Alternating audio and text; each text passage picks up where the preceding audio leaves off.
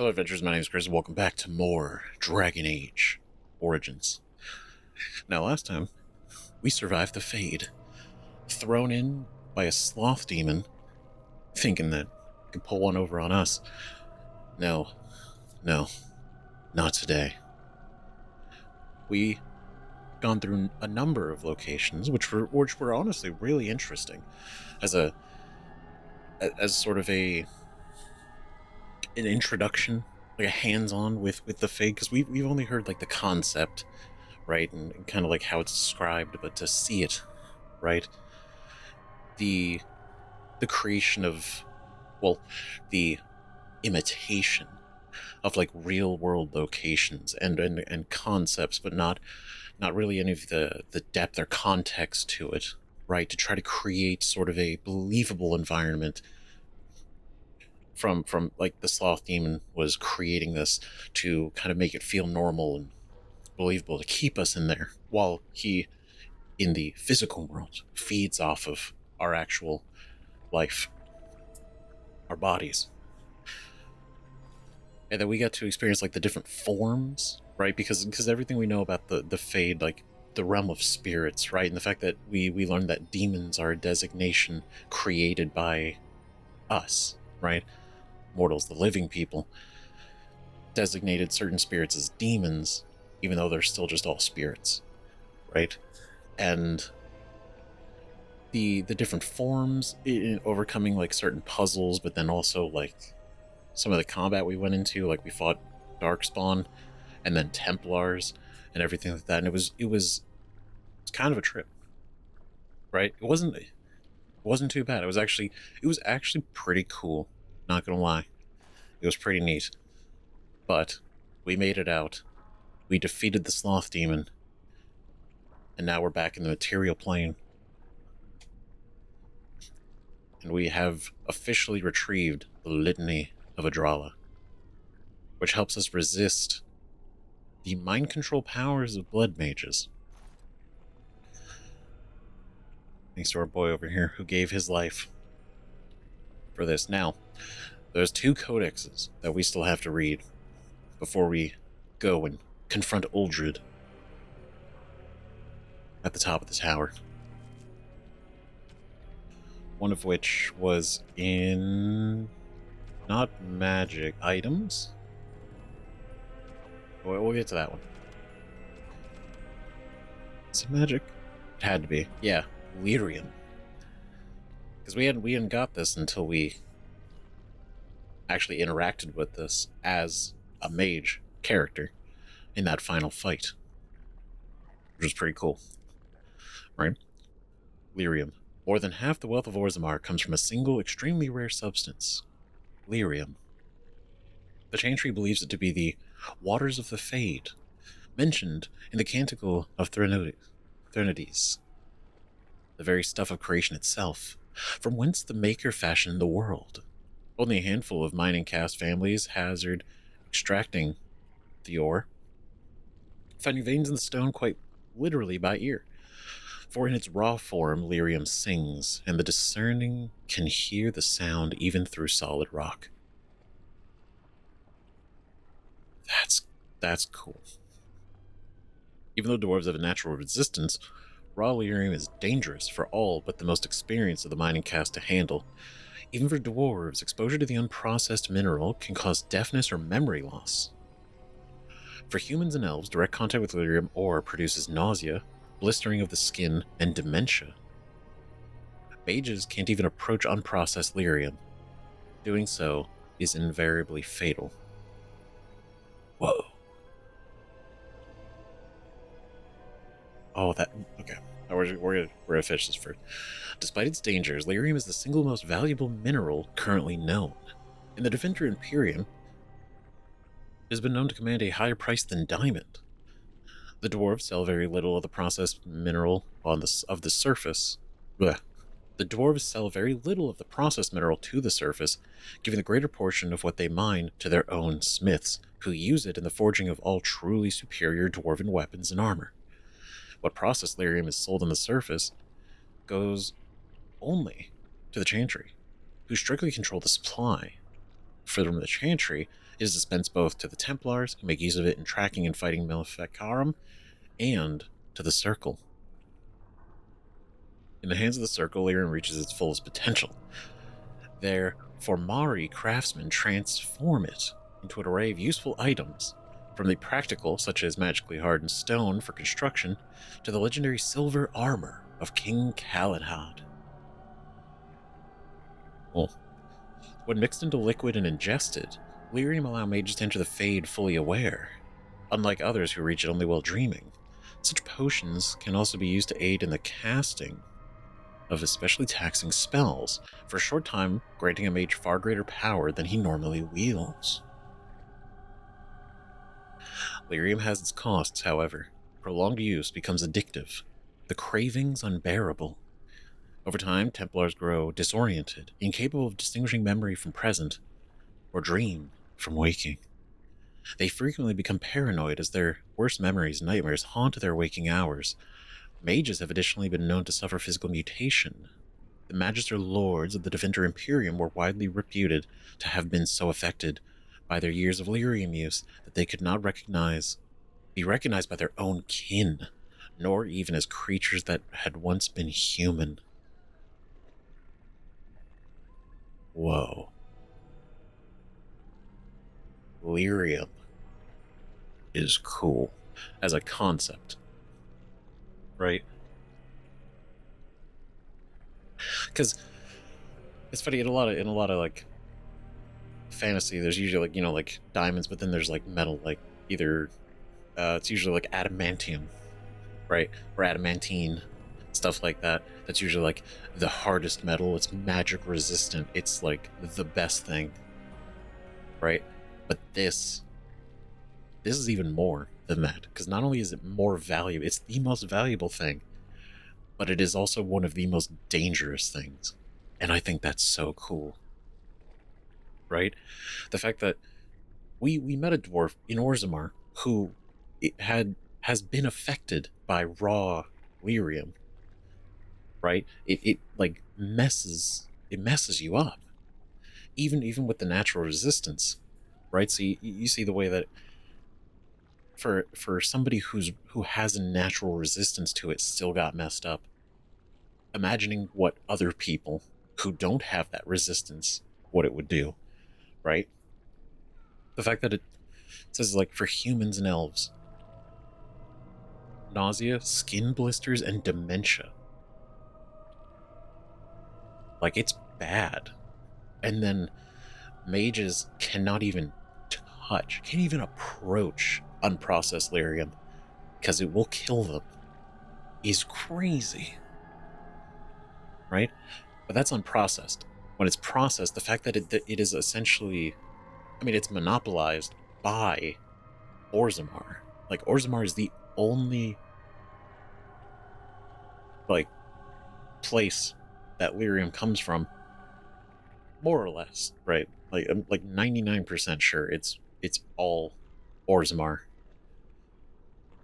right? Because it's like in the deep roads and everywhere underground, and the dwarves being the only ones who can safely, like realistically safely mine it, right? And then that's sold to the Chantry exclusively, who they then decide who it goes to, which is only two places: the Templars and the Circle, right? So it's so controlled that it harkens back to our origin intro, right, where there was the one guy who was selling lyrium on the side, and just how big of a deal that is, like not only as a crime, but like the profit of it, and also the danger that could pose, right? It's like drugs, but worse, because unprocessed lyrium is just not good for anybody, right? It's so fascinating, and the fact that it's made in some of like basically the best dwarven equipment, and then the legendary silver armor of King Calanhad, and the prolonged use, which we learned a bit from Alistair, right? The fact that Templars need it. They need lyrium. It's part of the process, and the fact that they do get addicted. They expect you to get addicted, and they plan for you to get addicted, and they know you will, and you need more, but you need the lyrium in order to do the Templar job, right? To do the anti-mage stuff. So it's fucking rough. It's like to fully commit, like, which is why Alistair not having fully, taken his oaths and everything like that, I feel like he avoided the worst situations that can happen to a Templar, but the fact that it messes with their memory, it's basically like a lifestyle at that point. Like, you're stuck with this. Your addiction is strong. I don't. It's so fascinating.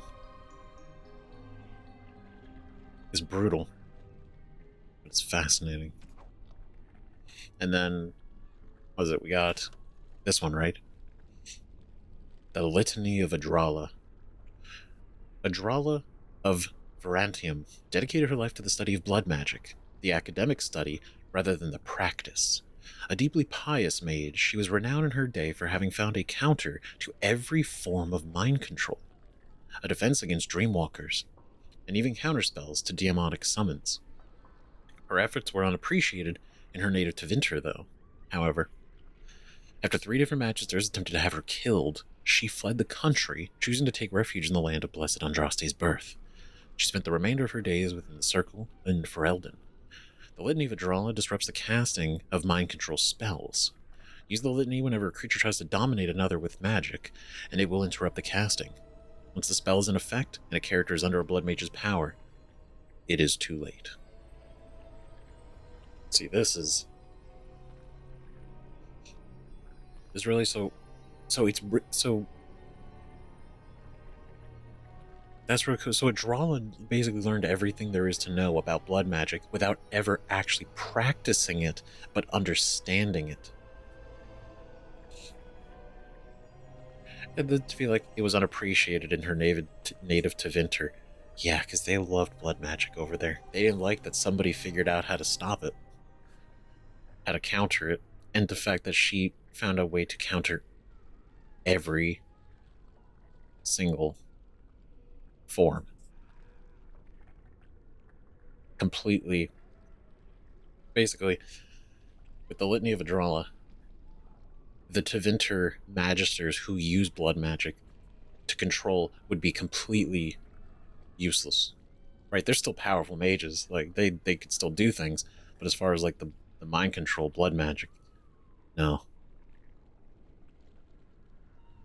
That's why what a legend. That's incredible. Man. And then the other small detail, right, with lyrium is the fact that mages can take the lyrium and enter the Fade conscious. So different than we entered it, right, where everybody is doing it through a dream, and it's sort of like you don't know you're dreaming, but you kind of like, we had to like grasp that we were, and everyone else had to kind of realize it. Whereas you take this stuff, right, and you can consciously walk into the Fade. So instead of it being a dream that you kind of move around in and maybe kind of grasp, it's like you very well know what you're doing. You're in control, right?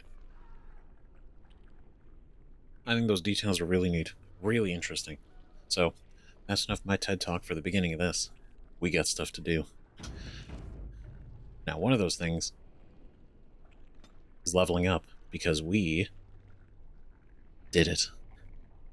We did it. Now, do one more in strength, but I still want to keep our willpower going up. But now we're in here. We have 2 talent points. And we still don't have expert combat training. Not yet.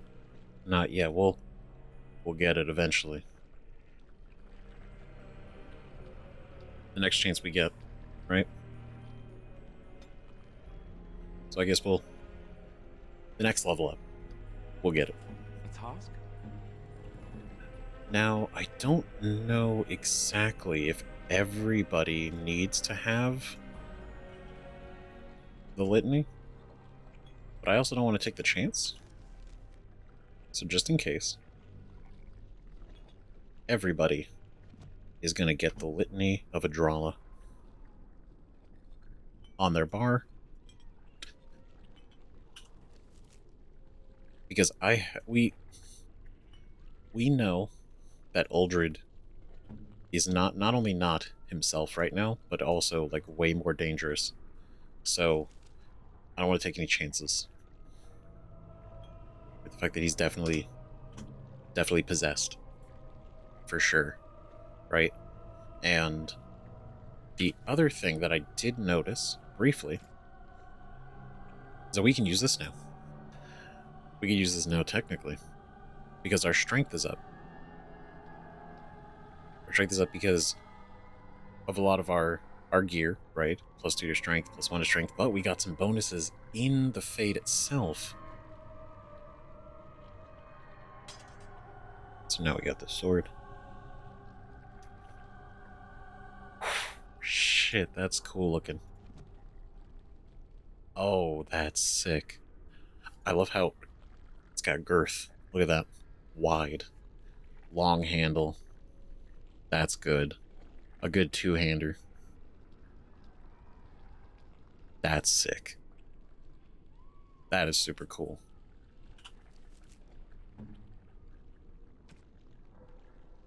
Right now, unfortunately, this is a downgrade for Alistair. And I still haven't decided about the Acolyte Staff. But as far as us goes, that's fucking cool.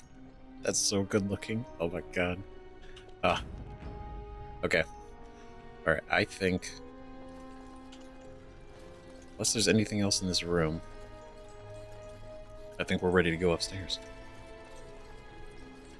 We'll loot this guy. Okay. Ooh, speaking of which, actually, before we go, I don't know if we really have any.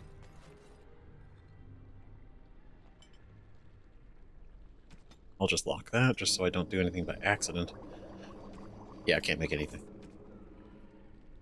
I have nothing. I am yours. And then we do... oh, we should... oh, do I... I don't really have any injury kits. I have big injury kits.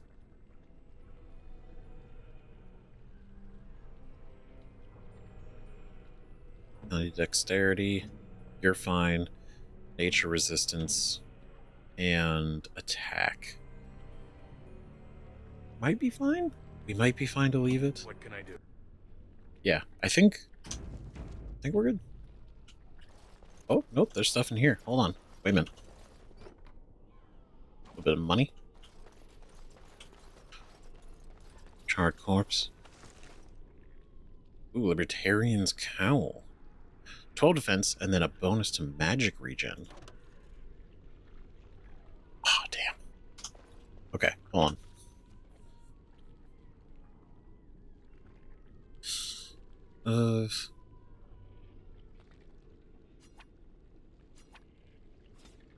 I feel bad about that, but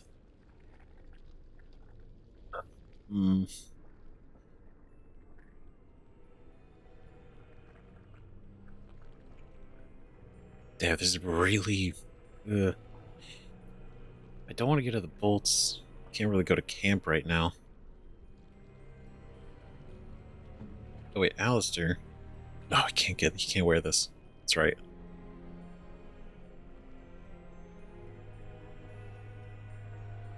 I think he's basically got the best I can give him. Yeah. Okay, Morgan. 12 defense, mana regen.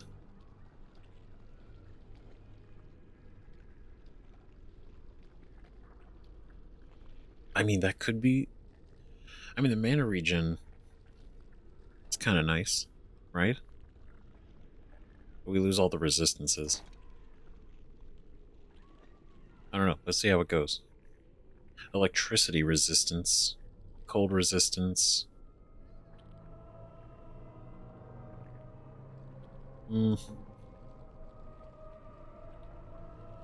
Okay, Win, you don't have one. So we need to...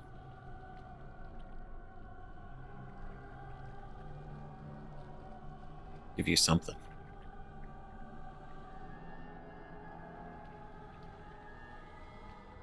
Right, I think Alistair has 2. He's got 2 rings. You got 1 ring. A little bit of willpower.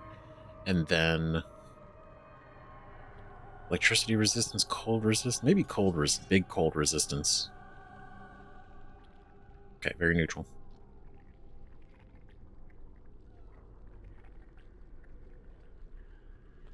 Okay, I don't know if we want to get rid of the penalty to attack. Nature resistance.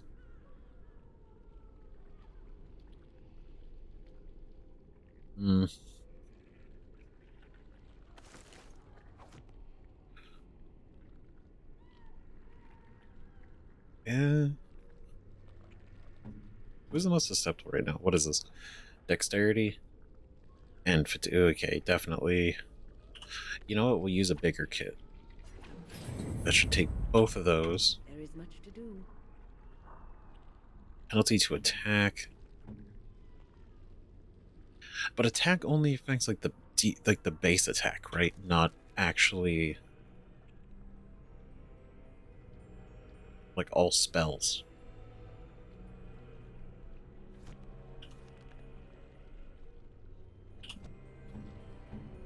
At your service. And then nature resistance, what is it? Nature's like poison, right? What about nature-based attacks? Like poisoning, nature damage is reduced or increased. Yeah, just in case. Okay. Book and pile of books. All right, all right. Legend of Colin Hood, Chapter 2. Alright. With his allegiance to Arl Mirrodin, Calenhad began his rise to greatness. Some of Mirrodin's allies also pledged allegiance, but most thought him too foolhardy. A boy commoner was to lead them and become king? Over the years that followed, however, Calenhad would prove himself worthy of Mirrodin's trust. With each victory, he won over more men to his command, and his reputation as a man of honor spread. Eventually, during his campaign against the Lowland Benorn, he met his most infamous friend and companion, the vaunted warrior, Lady Shayna. Calenhad married the famously beautiful daughter of Mirrodin, Myron? And his firm belief in the ways of the Chantry became the staple of his court. In a time when the Chantry was still new to the lands and courts following Andraste held the majority of power in Ferelden, Calenhad began to solidify the nation as one in line with the other nations around it.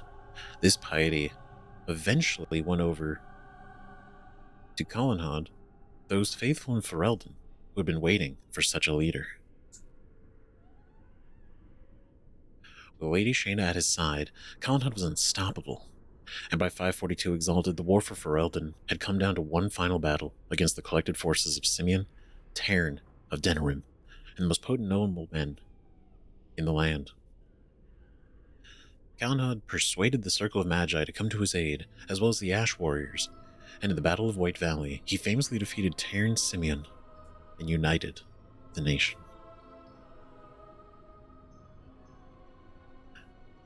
Not gonna lie, the Ash Warriors are pretty badass too. So the fact how cool. During the battle, Simeon nearly killed Calenhad, but Lady Shayna intervened and took the wound for him, slaying Simeon. Calenhad was crowned king in Denerim that year, and Myron his queen. And with Myron his queen, but he spent much of the months that followed nursing Lady Shayna back to health. A good guy. King Calenhad's Ferelden was peaceful for a time, with the Chantry spreading quickly under the king's guidance. Everywhere the king and queen went, they were surrounded by cheering crowds. The common folk celebrated Colin as one of their own, who had achieved the impossible, and trade opened up with many outside lands for the first time in Ferelden's existence.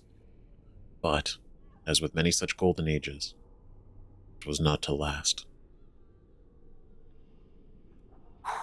Oh, these are so good. Like, chapter 1, chapter 2, please tell me there's like 5. Wait, History of Chanty chapter 2, which means this could be chapter 1. There's at least maybe a 3 or 4. Cool. Because, I mean, like, Callahan is such an iconic character, and it's really cool actually learning about him, and the history and everything that came from that. Extracurricular studies. Yeah, because we read this one before. So, this is the one we just got. If space is your excuse, I will surrender my quarters. If it is about money, I will hire the appropriate people. I will not graduate another student ignorant of weapons that any ditch digger can shove into his ribs. We teach them to append ridiculous glamours on parade arms, but they don't know simple steel. That is criminal. That's a fascinating response. Right? To see that Enchanter Bergen was basically seemingly forced out, it seems, very much so, and that the Templars were given a permanent spot. And then be like, well, if you need space, you can have my quarters, right? Like, here you go. And it's about money, I'll hire people. Like, this is important. It's important that, you know, the weapons training be given. I graduated another student ignorant of weapons. Teach them to append ridiculous glamours and parade arms, but they don't know simple steel. That is criminal. And I think that's so right. And I gotta wonder why not? Like, why would they?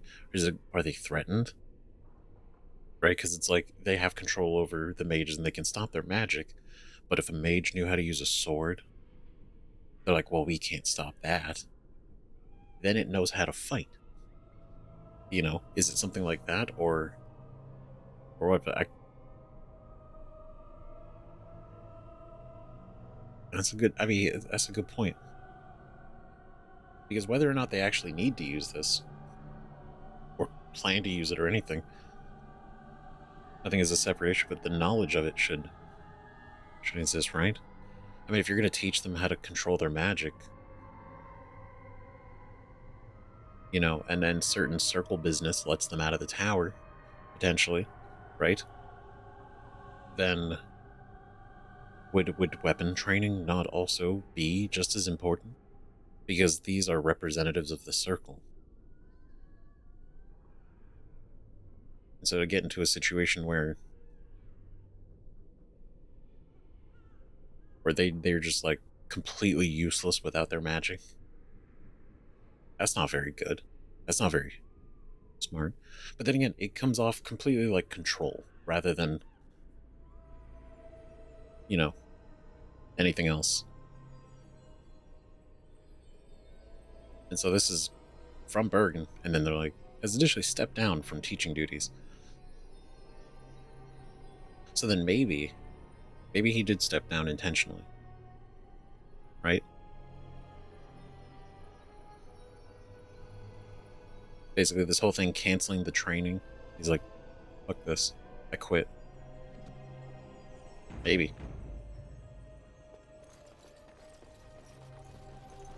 I don't know, there's such layers to this. It's really interesting. I'll get up. Direct me. Dragons? What? What are you guys doing here? Well, they're dragonlings. They're small.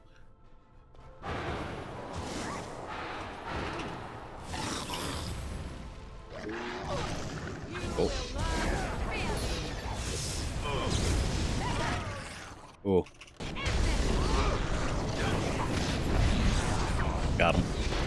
There we go. So be it.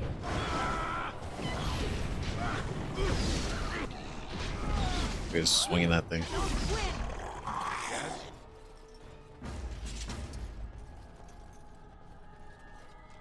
Oh, he's dead. What the hell are these guys doing in here?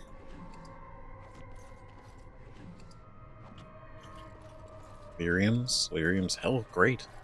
Greater. Greater is good.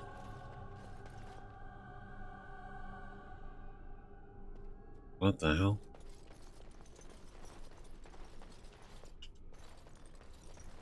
Very dead. All right. Ooh.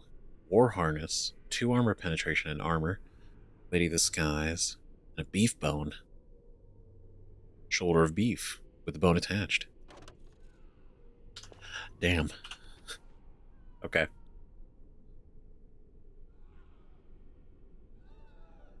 I have all these, but I've not really been... I've not used these as much. Haven't been a lot of opportunity. As much opportunity as not using them. I don't know, some fights have ended so fast.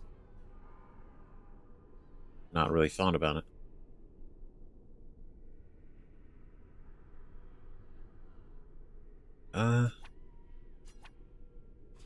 Yeah.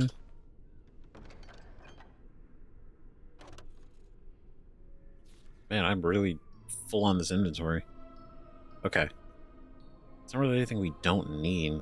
Problem is...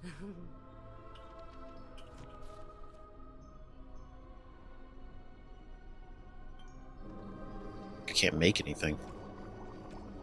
So I have lyrium dust or elf roots.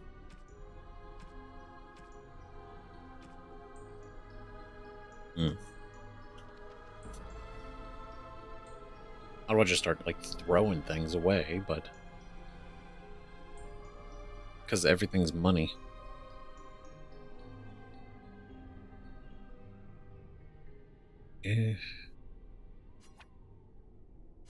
No. I'd rather toss the bow.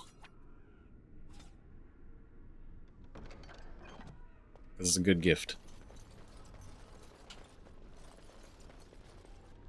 Okay.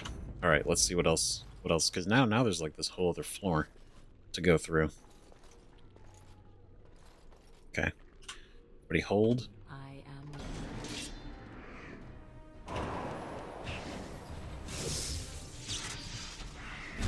Oh. Oh, there we go. Repositioning.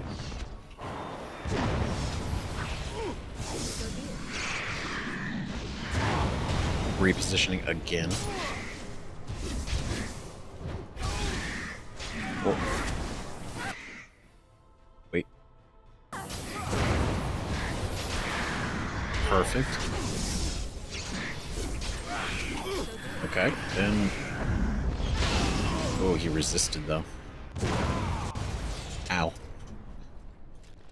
Great work, guys. Now's better than later. Scrap of paper. Longbow. Yeah, we got three. We got three. I gotta make more money. I gotta make more money, buy more backpacks. Because we're strapped for space. Can I get you a ladder so you can get off my back? God, I can't even pick that. Oh, this is a problem.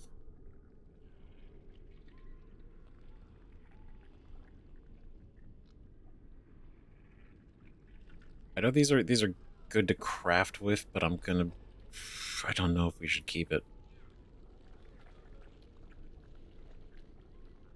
Yeah.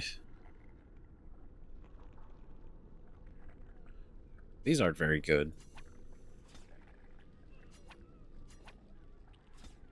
Just gotta get those out of here. Silver rings sell for money. Can't use these. You know, for the sake of just getting space, we'll have you put that on, and then you can have this one. So now we have space. Now's better than later. Okay. Because that's at least something, right? If they wear those, then that's a good thing.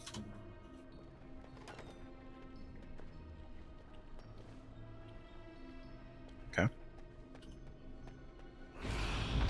Ooh.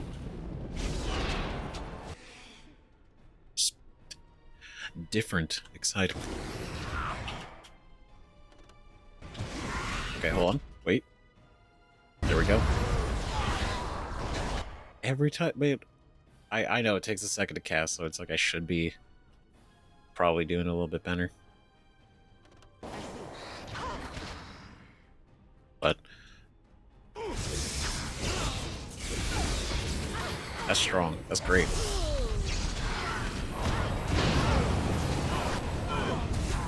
Okay. Whoa. Oh, you bitch. No, get him, guys. Get him. Beat him up. There it is.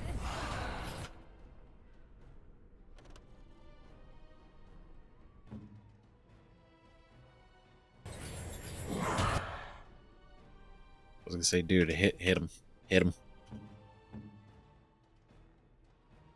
Okay, Morgan.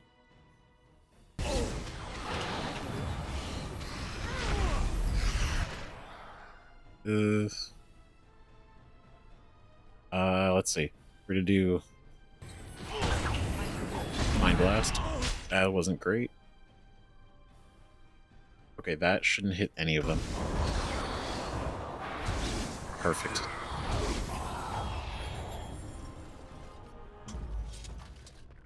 All right. Oh, not bad.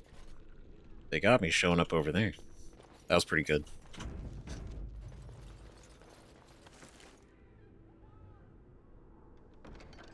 Take those. 4.4. I mean, we already have one.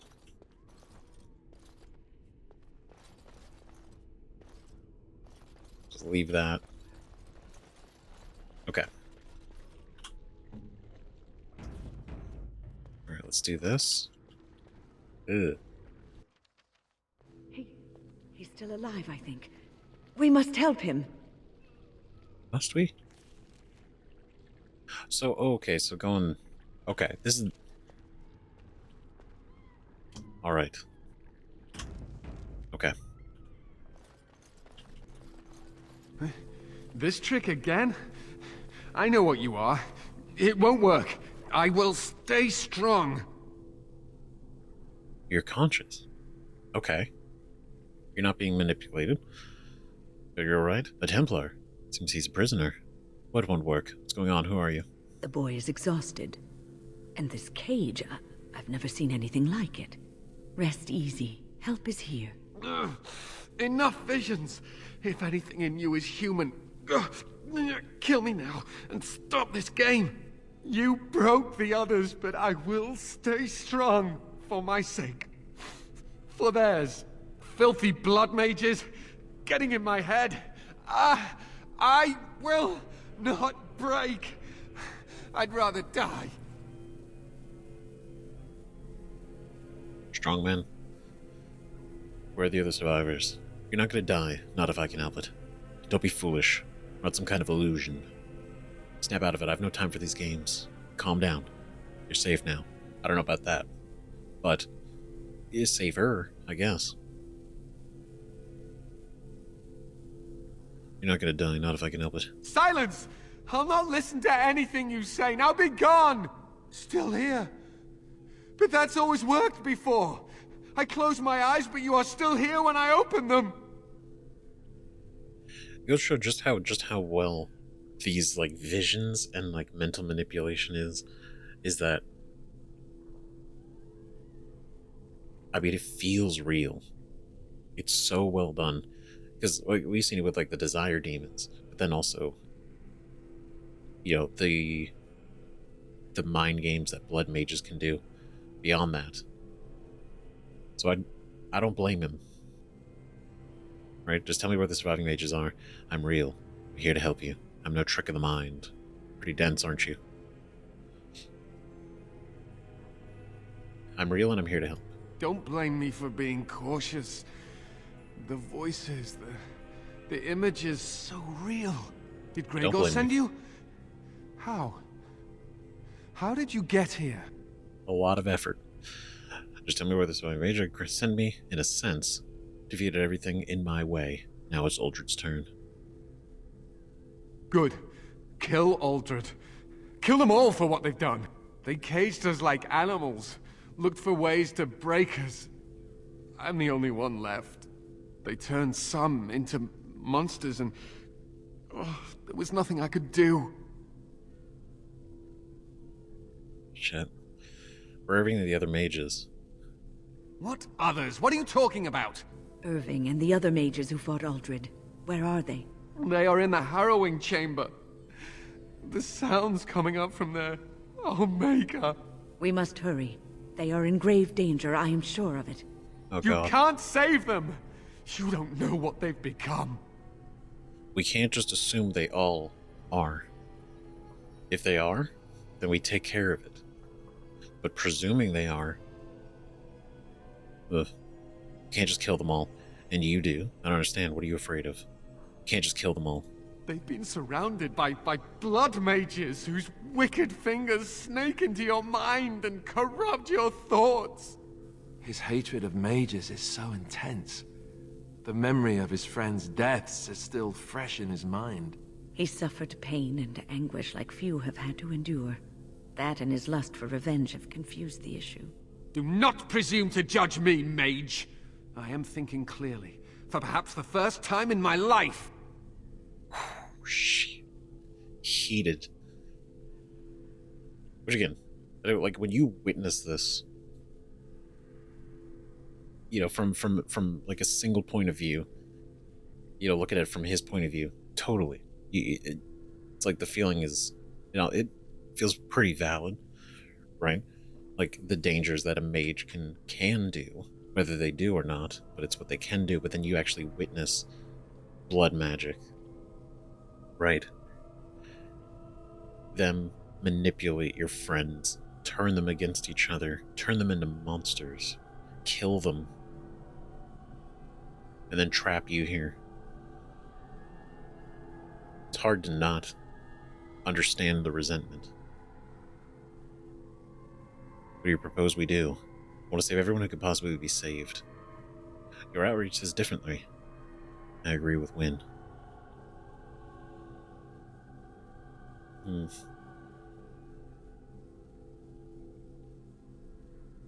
I want to save everyone who can possibly be saved. Are you really saving anyone by taking this risk? To ensure this horror is ended, to guarantee that no abominations or blood mages live, you must kill everyone up there. No can do, sir. A little more nuanced than that. I'd rather spare Maleficarum than risk harming an innocent. I hate to admit it, but you're probably right. I can't decide on that before seeing what's going on.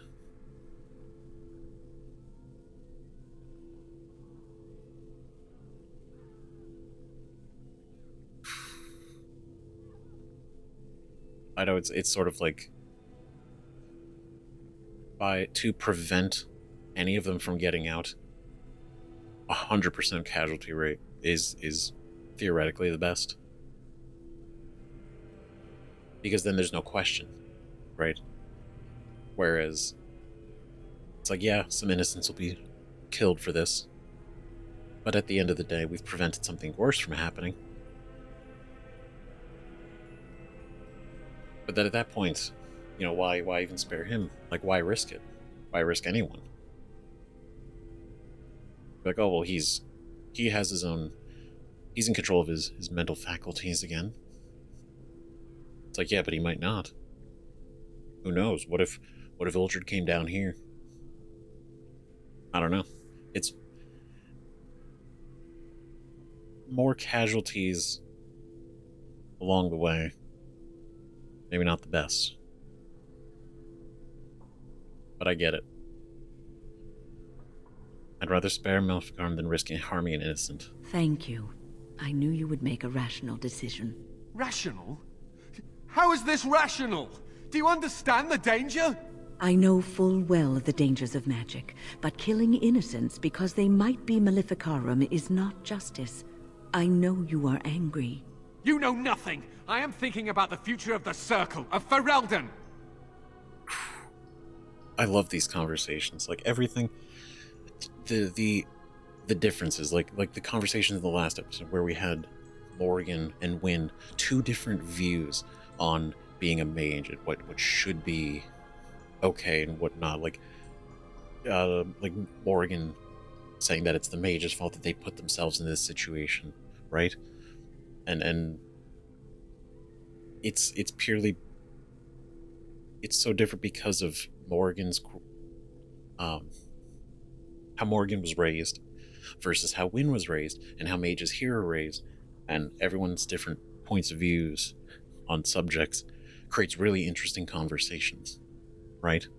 Even if some sides are right or wrong, it's interesting to add to have the talk, right? And so this is another one of those. It isn't as bad as you make it out to be. I don't want the blood of innocents on my hands. You're right. It's not worth the risk. I don't feel Maleficarum. They should fear me.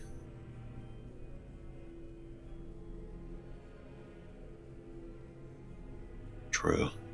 But look, I don't want the blood of innocents on my hands. I am just willing to see the painful truth, which you are content to ignore. But what can I do? As you can see, I am in no position to directly influence your actions, though I would love to deal with the mages myself. Mm-hmm. That's kind of part of the problem, is...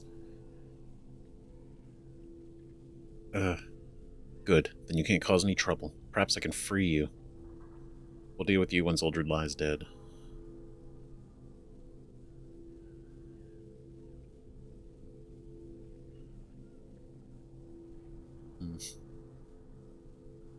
Well, let's see. Good. Then you can't cause any trouble. My cage is Uldred's doing, or one of his mages. Once they're dead, I will be free. Then I will decide what to do with the others. Stay safe, it'll be over soon. Then I will decide what to do with the others. No one ever listens. Not until it's far too late. Maker turn his gaze on you. I hope your compassion hasn't doomed us all. Look, we're witnessing the situation first, okay? We're gonna feel it out. We're not already resigning to, oh, everybody goes free or everybody dies. We're to look into everything. Yes? Is there something you wish to discuss? If not, we should hurry. Time is of the essence. So does anyone have anything?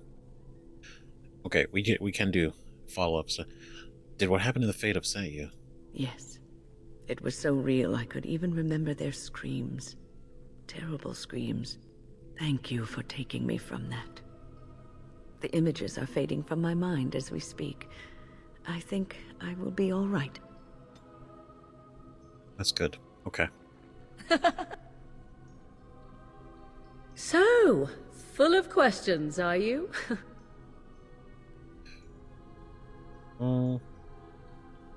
Okay, nope. Something on your mind? Of course. Nope, okay, nothing new. Yes? Is there something you wish to discuss? If not, we should hurry. Time is of the essence. Onward. Okay, cool. Alright, we're good. We are good. Is there any new... There is. Dragon. Dragonling. Newly hatched dragons are roughly the size of a deer and voraciously hungry. They live for a short time in their mother's lair before venturing out on their own. The slender, wingless creatures are born in vast numbers. There's only a few ever make it to adulthood. Damn.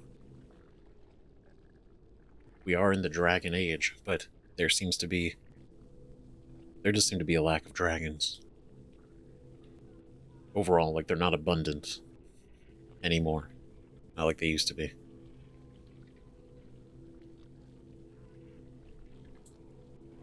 Then was there...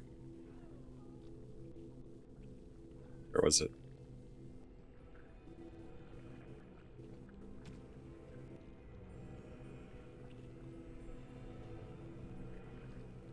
Yeah, okay, so that didn't we already read all through that. Okay, I think we're caught up on everything. I think so. Ooh. Nothing else here. I fear the consequences of all this. That's fair. That's valid. Alright, let's do this.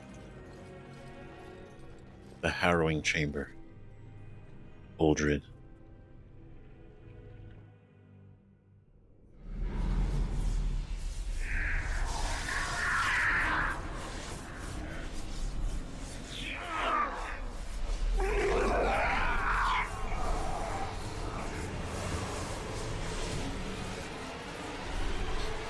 Do you accept the gift that I offer?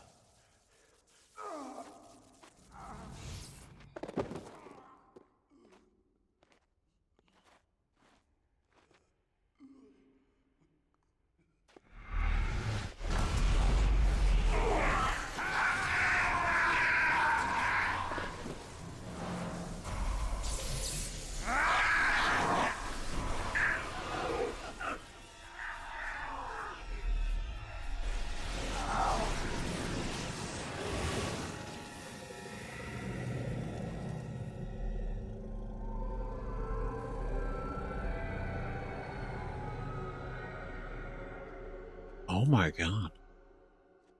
Ah, What the fuck? look what we have here. An intruder. I bid you welcome. Care to join in our revels? What the fuck? Jesus, so that's how he's doing it.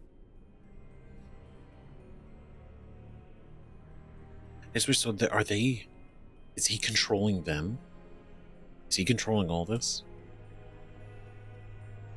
And then, like, forcibly turning the... That was... Good God. I think I'll just kill you. That's alright with you. I take it you're Uldred. Stop doing what you're doing immediately. You're under arrest. No, I'll just be going now. I take it you're Uldred. Oh, very observant. I'm quite impressed you're still alive. Unfortunately, that must mean you killed my servants. Oh, well, they are probably better off dying in the service of their betters than living with the terrible responsibility of independence. Jeez. Dying in service of their betters than living with independence. This guy's... What the fuck? You'll soon follow your servants. So you're turning people into abominations? I'm sorry, are you upset I killed your lackeys? We needn't fixate on who killed whom. That doesn't help our relationship. There's no relationship to speak of. You're an abomination. Those blood mages and abominations got what they deserved. What are you trying to accomplish by torturing these people? There's no relationship to speak of. You're an abomination. A mage is but the larval form of something greater. Your chantry vilifies us, calls us abominations, when we have truly reached our full potential. Look at them. The chantry has them convinced. They deny themselves the pleasure of becoming something glorious. You're mad. There's nothing glorious about what you've become, Uldred. Uldred? He is gone. I am Uldred, and yet not Uldred. I am more than he was. I could give you this gift to win. You and all the mages. It would be so much easier if you just accepted it. But some people can be so stubborn. So he's definitely not in control anymore. Like he's being clearly puppeted, but at the same time he believed, right? So maybe this is actually still him, but also the abomination that is him. I don't Gonna destroy everything here, including you. I'm glad so many of them stood up to you. Say what you like, I'm gonna kill you. Of course they are. You're trying to destroy their lives. I'm glad so many of them stood up to you. And what good did that do? I still won. I even have the first enchanter on my side, don't I, Irving? What have you done to him? Stop him. He is building an army. He will destroy the Templars, and... You're a sly little fox, Irving, telling on me like that. And here I thought he was starting to turn. Never! That's enough out of you, Irving. He'll serve me eventually. As will you. Shit, so okay, so that's the first enchanter Irving. So he's already got him locked down. But the fact that Irving is able to speak, he's fighting it, but still not strong enough. No, I won't. I'd rather die. What's that supposed to mean? You're proposing a partnership of some sort. No, I think it is you who should serve me.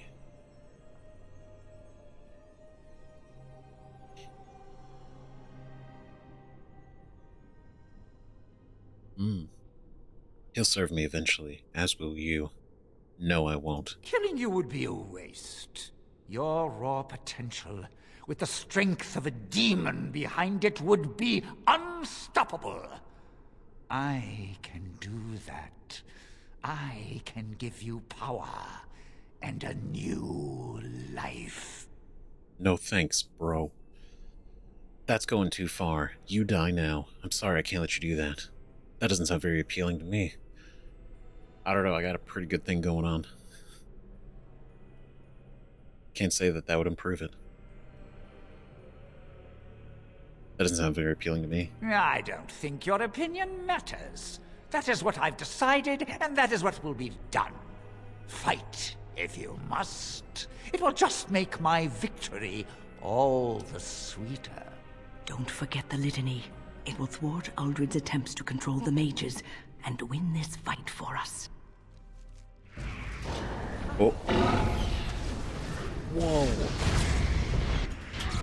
Oh my. He's huge. Oh my god. Oh shit. Yeah, no, you're right.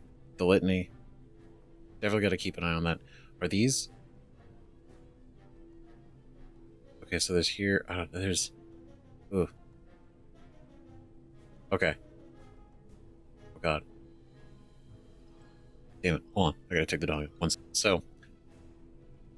This is crazy. This dude's huge. He's bigger than an ogre. Right, I have no idea how to use the litany. I'm going to assume it's going to be obvious. We'll see. I hope. But like, okay. So there are... Okay, 3 abominations and big dude. Look at that. That's crazy looking. See, that's what I imagine they're worried about happening. When they say they become like one abomination, true abomination is able to take on like an army. Like it's a big deal. That's what I'm imagining over like these guys. That's for sure.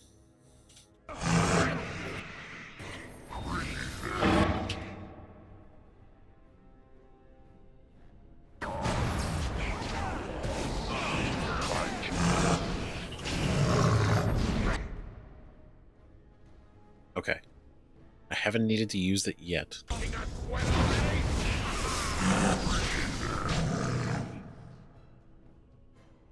Okay, so he's dead. We're gonna go after you now.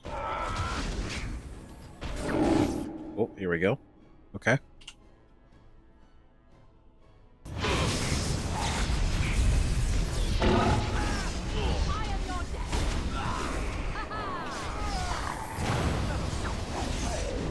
Oh.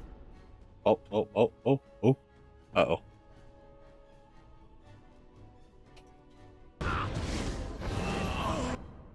Oh no.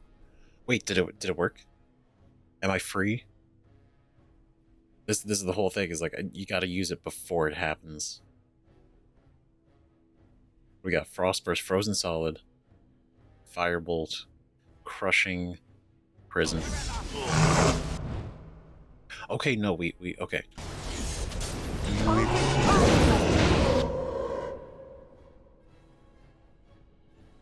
He's trying something, and he did. Okay, so then here would probably be.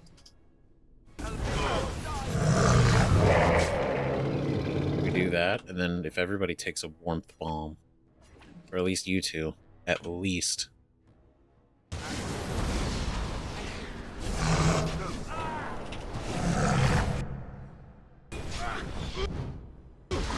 Okay, massive attack.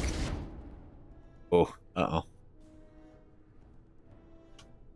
Okay, switch to that.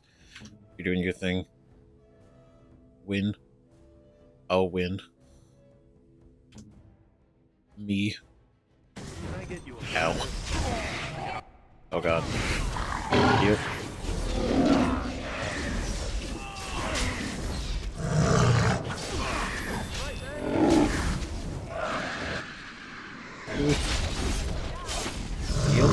Heal. Oh boy. Ow. Oh, not Frostburst. Damn it. Okay.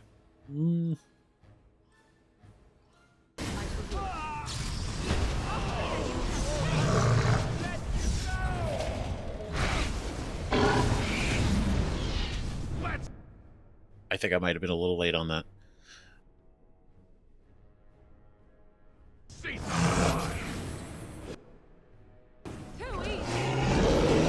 Oh, okay, he's down. Okay.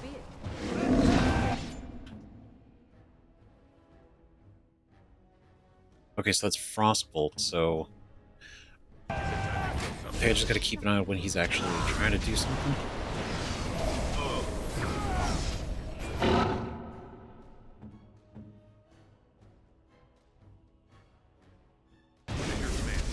Ow. Uh-oh. That's not good.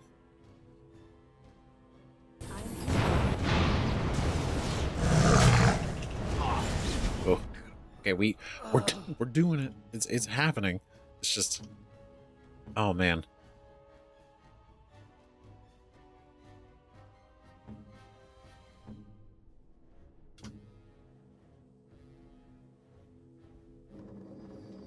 It is a far. There's no fear out of lyriums.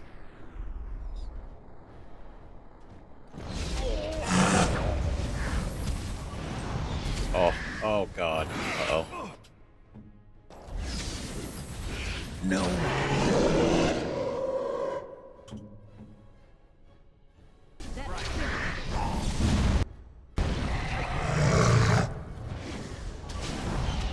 Oh, jeez. Oh, God.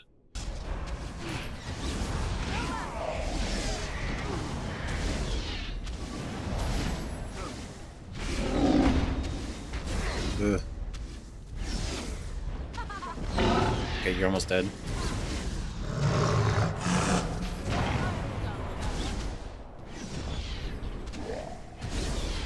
No, he did not like that. Okay, is the blue? Is that what I should be doing? I'm sorry, I really... Oh.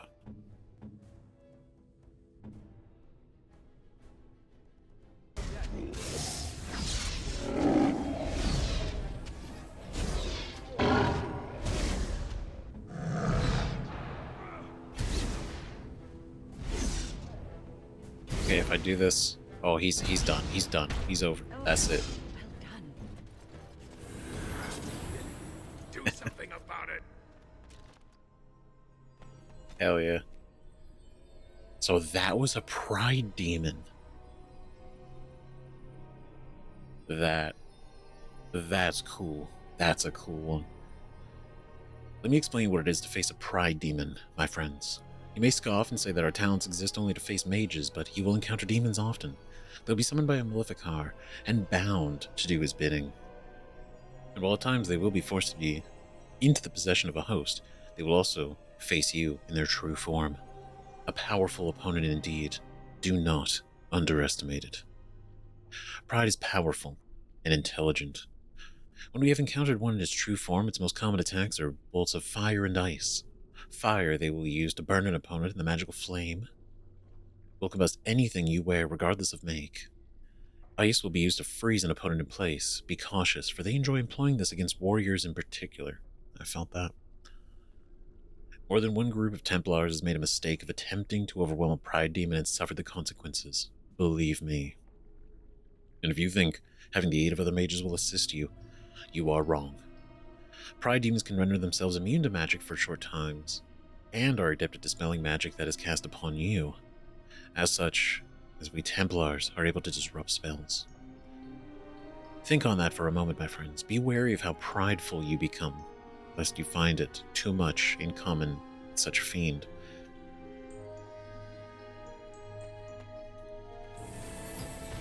That was cool as shit.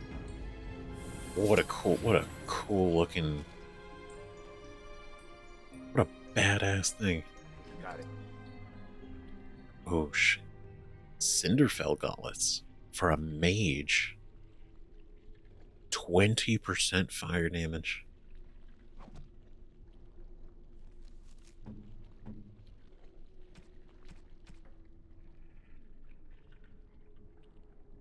I don't think I'm going to switch it because right now Morgan doesn't really have any fire spells.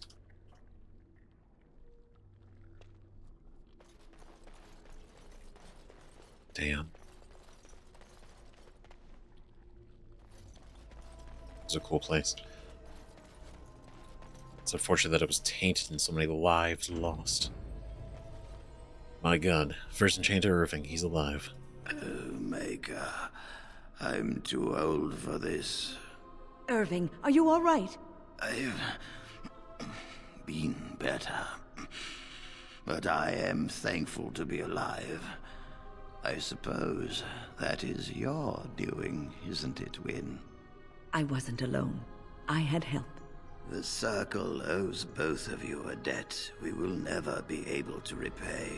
Come, the Templars await. We shall let them know that the tower is once again ours. Hell yeah. Like to look around before we leave. Very well, lead on.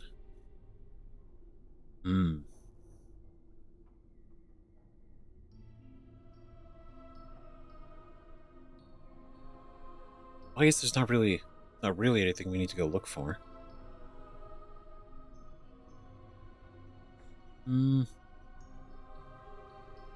there's a lot of ground to retread for those chests.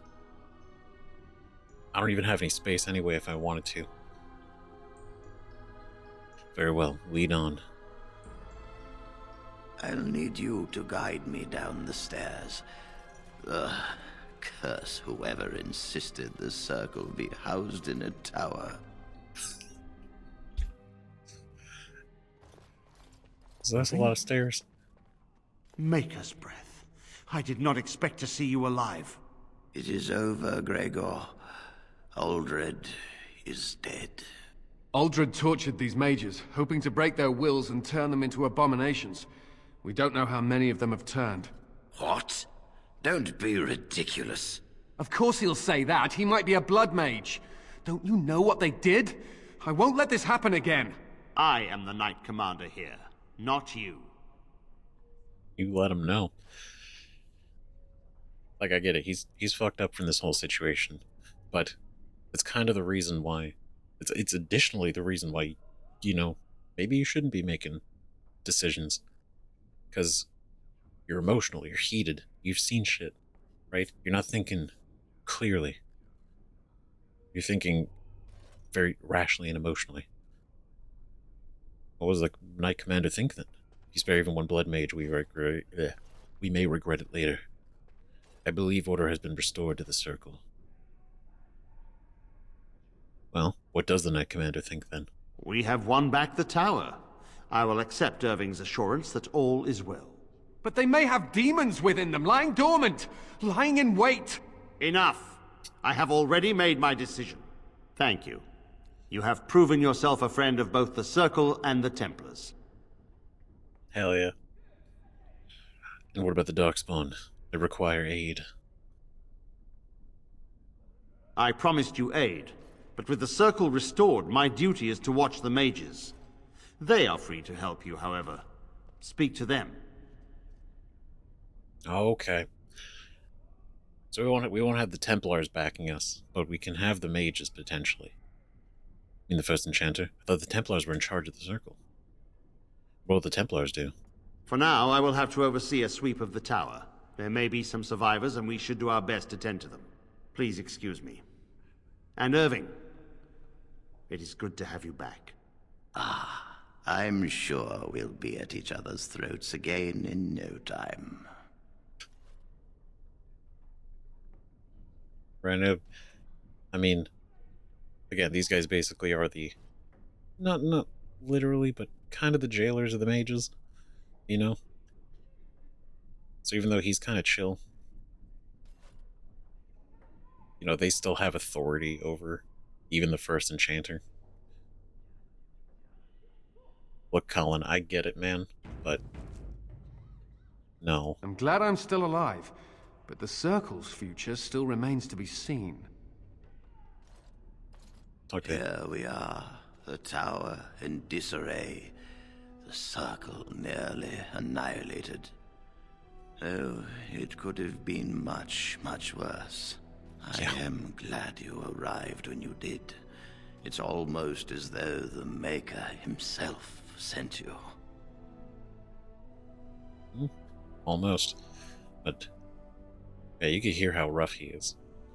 The blight drove me here to seek aid. It's merely a coincidence. Glad to help. The blight drove me here to seek aid. The least we can do is help you against the Darkspawn. I would hate to survive this, only to be overcome by the blight. That's true. So I have your word. There's so few mages left. What about the tower? Don't you have to stay here? We will do what we can for now. But if the blight spreads, the tower itself will be lost. Stopping the blight is more important. You have my word. As first enchanter, the Circle will join the Grey Wardens in the fight. Irving, I have a request. I seek leave to follow the Grey Warden. Wynne, we need you here. The Circle needs you. I appreciate the sentiment, Irving. But the Circle will do fine without me. The Circle has you. This man is brave and good, and capable of great things. If he will accept my help, I will help him accomplish his goals. Oh my god. So wait, so she actually can join us, for real, for real. You can come with me if you really want to. I'd be honored to have you join me, Wynne. I think you're needed here and should stay. I don't need you tagging along and nagging at me. No, it would truly be my honor to have somebody like Wynne. You were never one to stay in the tower when there was adventure to be had elsewhere. Why stay when I can be of service elsewhere? Then I give you leave to follow the Grey Warden, but know that you always have a place here. There is much to be done here, and I must go. You must forgive me for not being a proper host. Nah, we had a great time. What are you talking about? Goodbye for now. Can the Circle go to Redcliffe to save a possessed child? Dagna Vorzima wishes to study magic. Good. I was wondering whether we could actually follow up on these. Dagna Vorzima wishes to study magic. Vorzima? Indeed. You have piqued my curiosity. It is common knowledge that dwarves lack the aptitude for spellcraft. She will never be able to weave the simplest magic, no matter how hard she tries. Right? That kind of sucks, though. You know, Like, no matter how much you could love magic, you'll never be able to do it. But she's in it for the love of the game, not for the actual ability. I don't think she minds. She still wants to learn, though. All she wants to do is study the theory of magic. She's aware of this, but her interest has not waned. Fascinating. I suppose the circle should be flattered. I mean, it's pretty cool, right? Like, I don't know, the idea that anybody can be able to learn about magic, even if you don't plan on using it or can't use it, you know? She's willing to give up caste and clan for this. She's being silly. She wants to learn. It's a worthy goal. She dreamed about it all her life. Don't disappoint her.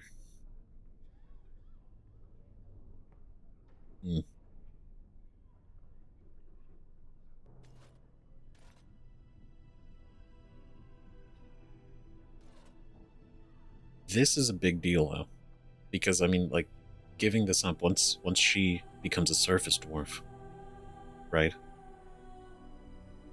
They won't respect her the same way.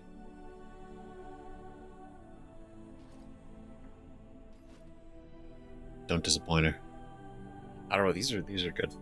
I know it's probably not that big of a deal, but what would Baragor say?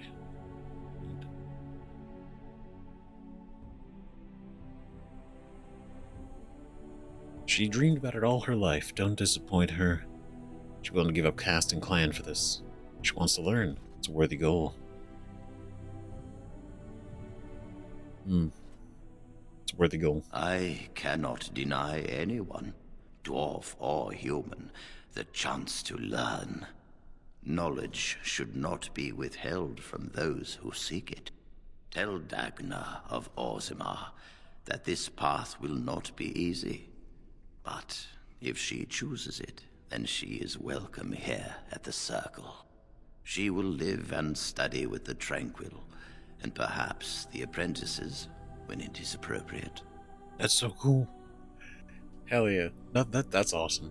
That's so great. It's welcomed. Thank you, First Enchanter. I shall return to Orzammar with this news then. She's gonna be so overjoyed. If only the Circle was in better shape. I fear she may be disappointed when she arrives. What do you mean? Nah, come on. Perhaps what is her choice to make? You'll have an extra pair of hands to help rebuild. I think she'll be there. Have an extra pair of hands to help rebuild. This will be interesting. She could tell us much about our dwarven neighbors. Yes, the more I think about it, the more I like the idea. I shall take this as an indication that perhaps things are starting to look up for the Circle. Thank you. I love it. It seems like such a small thing, but it is the little things, you know. It's very cool. Is there anything else I can do for you? You've already done much for the Circle. Now you must see to your duty as a Grey Warden. Just take my leave. I wish you well. Know you will always be welcome here. Thank you. My guy. Magic sympathizer. Win approves. First Enchanter Irving. Here we go. The Circle will go on, and we will learn from this tragedy and be strengthened by it. There is no higher office in a Circle Tower than that of the First Enchanter. The one who holds his title must not only be an administrator, but also a mentor, leader, and surrogate parent to all the mages of the tower.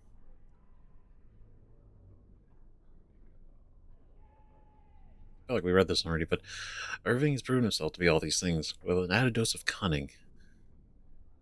Oh, that's right, because this is what got added.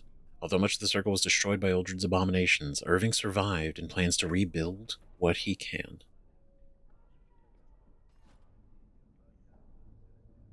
Man, we did it. We did it.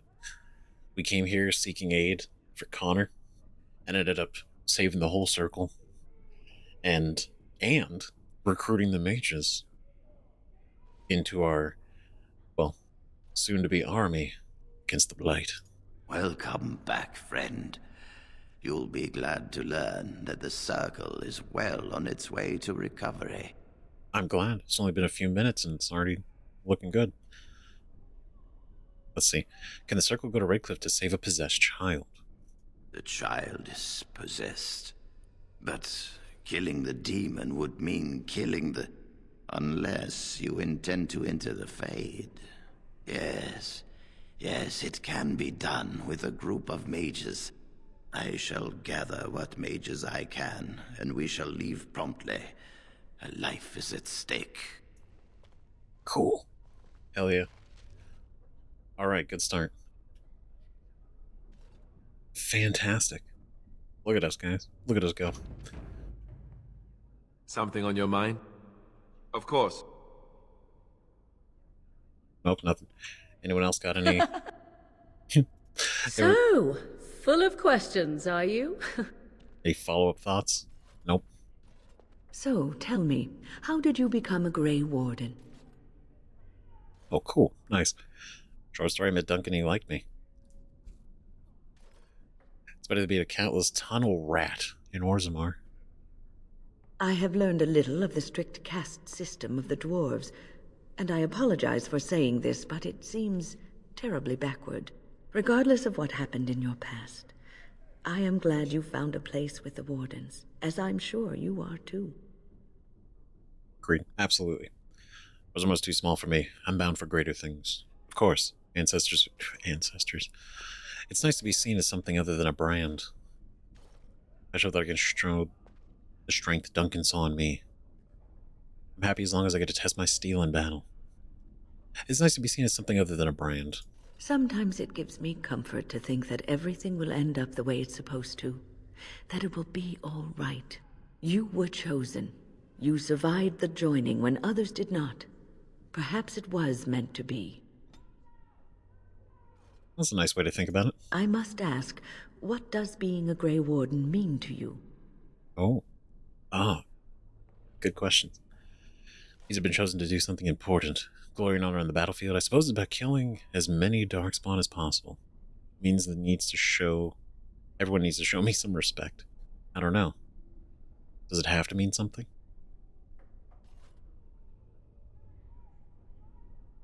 Means I've been chosen to do something important. Yeah. It means something. The title. There's that, of course. But there's more to being a Grey Warden than killing Darkspawn and saving the world from the Blight. Ultimately, being a Grey Warden is about serving others. About serving all people, whether elves or dwarves or men. Mm-hmm. That's right. But the Grey Warden's bow to no one. I don't quite understand. You mean to say I serve as a protector? I serve no one, and don't you forget that. You mean to say I serve as a protector? As a Grey Warden, you are a guardian of men, and you guard them because their continued existence is more important than you are. Thus it is you who serves, not they. Damn. Profound. It is you who serves, not they. The survival of man is more important than we are. Keep that in mind. I suppose that makes sense. A good king, a true king who cares for his land, uses his power to rule firmly but fairly. He serves his people first and foremost. The king who does not do this, who believes that he is entitled to his power, who abuses it and uses it for his own means, is a tyrant. Ain't that true? So in a way, having power confines you. Many kings are tyrants. I want power. I never wanted it. If I'm strong enough to take power, then I deserve it.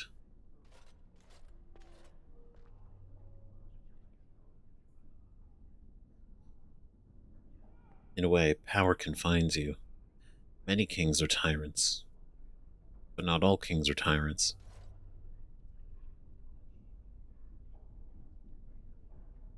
I don't want power. I never wanted it. True. Just kind of didn't want to be treated like trash, right? Wasn't asking a lot, you know? If you live apart from others, and your actions affect only you, then you may do as you wish. But if you have power, influence, and strength, your every action will be as a drop of water in a clear, still pond. The drop causes ripples, and ripples spread. Think of how far they will go, how wide they will become, how will they affect the pond. But I've lectured enough for today. I should stop before I wear out my welcome. I like how insightful she is, right? Like, there's part of it, I can see how some people would say, like she very, like, even her, right? Seeing like she comes off as, like, very lecturing, you know, like telling you what you should be and how you're expected to be, you know, but at the same time, you know, you need that wisdom. You need that because, you know, it can be helpful. And she seems like she's full of that. And I like that. Oof. You really killed all those abominations? I didn't think it was possible. I thought we'd all die here. I'm sure you need supplies after that, don't you? Just a little bit. Just a little bit.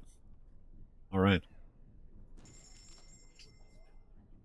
I also got to make some space. We have too many things.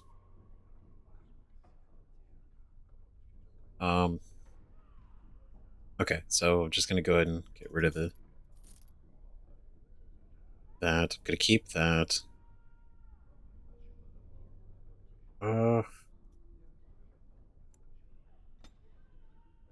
Yeah, just get rid of those.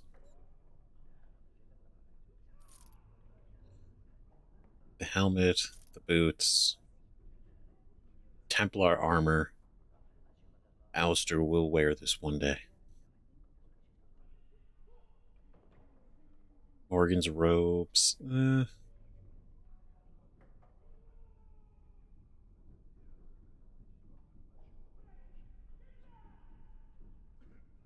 Small flawed, small chipped.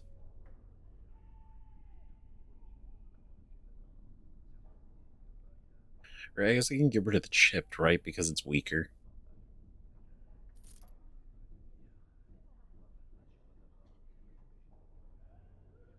Large chip, large clear.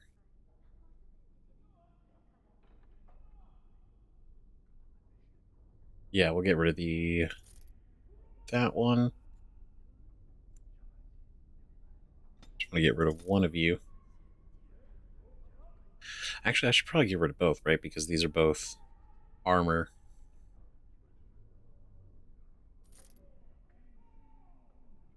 Okay. And then we got the bombs, got these, Incense of Awareness.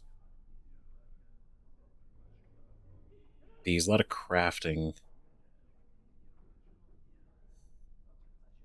A lot of death root. A lot of death root.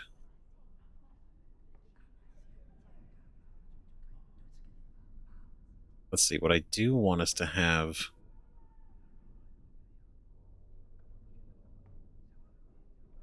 I need some lyrium dust.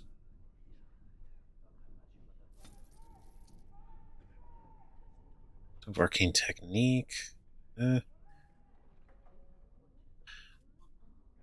don't know about just like random stuff. 106. What? We'll be back for some of this stuff at some point, I'm sure. It's not the concentrator agent, right? It's the other distillation.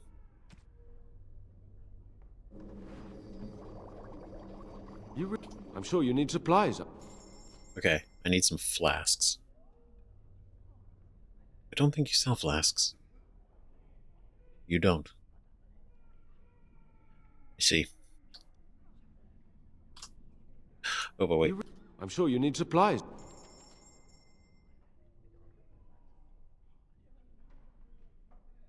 Okay, you don't sell any backpacks. Okay. Alright. I think we're good to go now. I mean, all things considered. My men have scouted the tower. It's a mess, but the abominations are gone. You are very thorough. I'm impressed. Thank you. I try to be. All's well, but afraid I can't stay. Someone had to do it. I am quite impressive, yes. The circle will be back to normal in no time. In no time? Doubtful. But it doesn't hurt to be optimistic sometimes. I shan't keep you then. Farewell. Farewell. My men have scouted. You are very thorough. I'm impressed. Let's see. Afraid I can't stay. I shan't keep you then. Ah, okay. Great. Alright, team. We're looking good. Place power. Right, the Mage's collective. We did. Yep, it's gone. We did it. Guess we got the Mages. Spoke the first enchanter Irving, the Circle of Magi. He was very concerned with Connor's life and said he would gather what mages he could and leave for Redcliffe immediately. Meet the Circle Mages at Castle Redcliffe as soon as you can.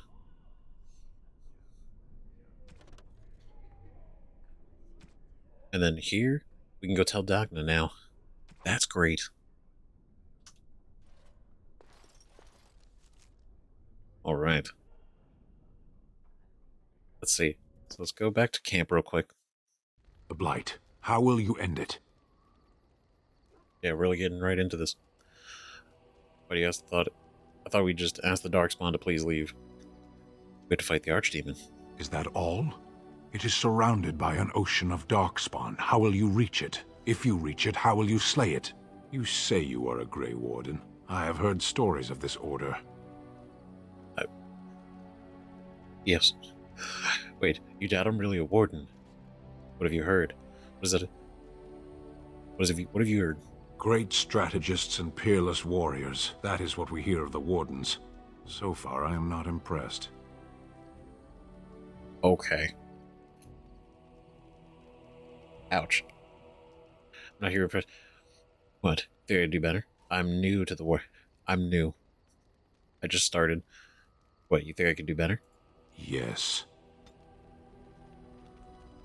Oh, he approves. Alright. My guy.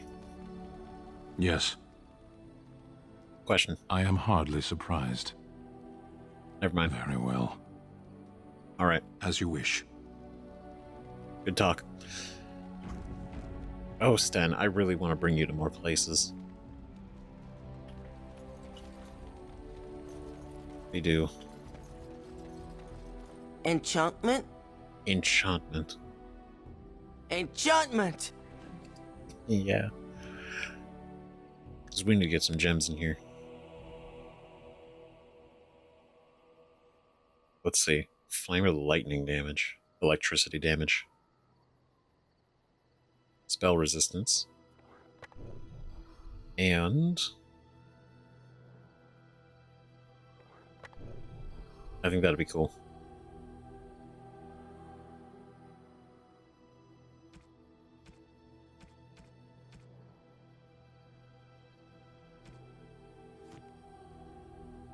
Sick. Ah, I love it. It's so cool looking. You and your friends are formidable folk, indeed. It's good to have you along on the road. Ooh, any rumors? The Darkspawn have attacked Lothering. I don't think everyone even had fled by the time they came, either. Word has it they swarmed the entire area, making off with prisoners and burning down the buildings, and then they were gone. Just as quick. I wonder if there's anyone left. I heard some chanters were going to head down south, maybe to try to find some survivors. I'm not holding out hope myself. That's what I've heard on the road, anyhow. Take it for what it is. I'm sorry.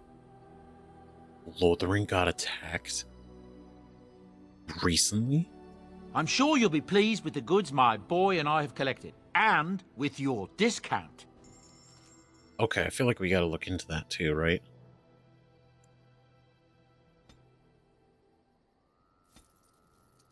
Get some flasks.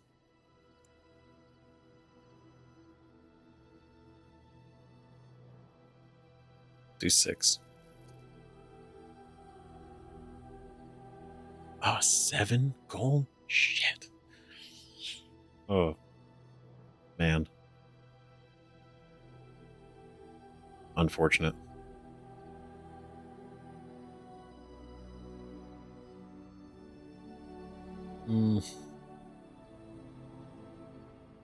Increased monetary gain.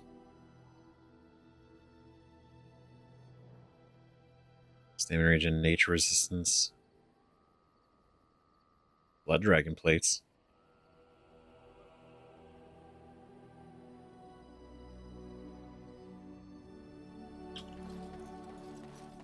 Fuck. Well, that's unfortunate. Don't have enough money. I'm sorry, Heather. What?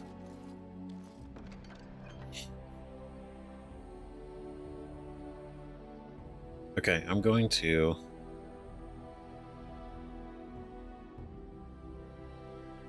put these.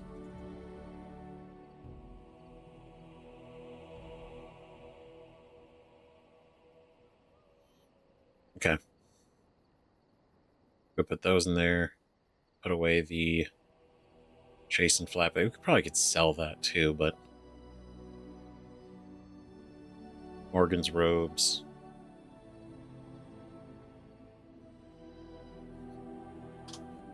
Let's see if we go in here.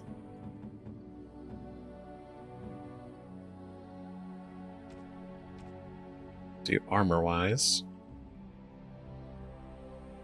Much better.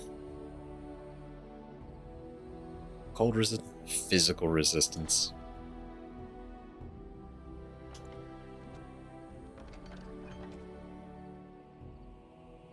Okay, let's put the collar, put that in there. I probably gotta go through this and sell a bunch of stuff.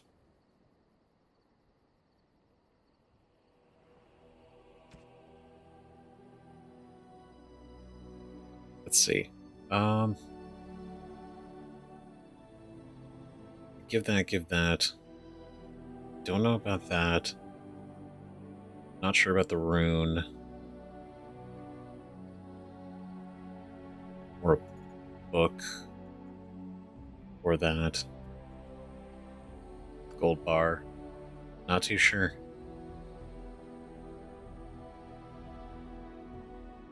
Okay. Now, I mean, realistically, he's already maximum approval, but he still deserves good things. And now, additionally, real quick, before we do anything else, I gotta give that black grimoire that we found. What? You found Flemeth's grimoire? But when I spoke of it to you, I did not truly hope. This is a most fortuitous event. You have my thanks. I will begin study of the tome immediately. Hell yeah. You're welcome. What do you hope to find within it? What? Are you planning to return it to your mother? I suppose something is deserved for all your efforts, is it not?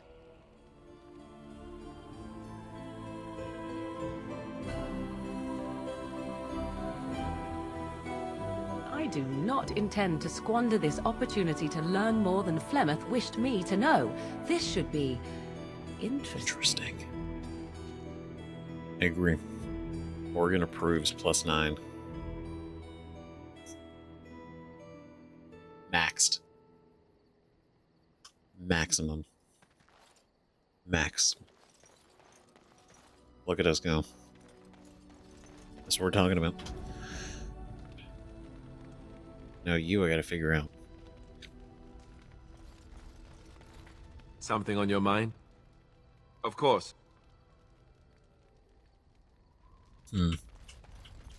Yes? Something you need? Yes? What's on your mind? Alright, it is my job to spin yarns after all. It's the same ones. Okay, win.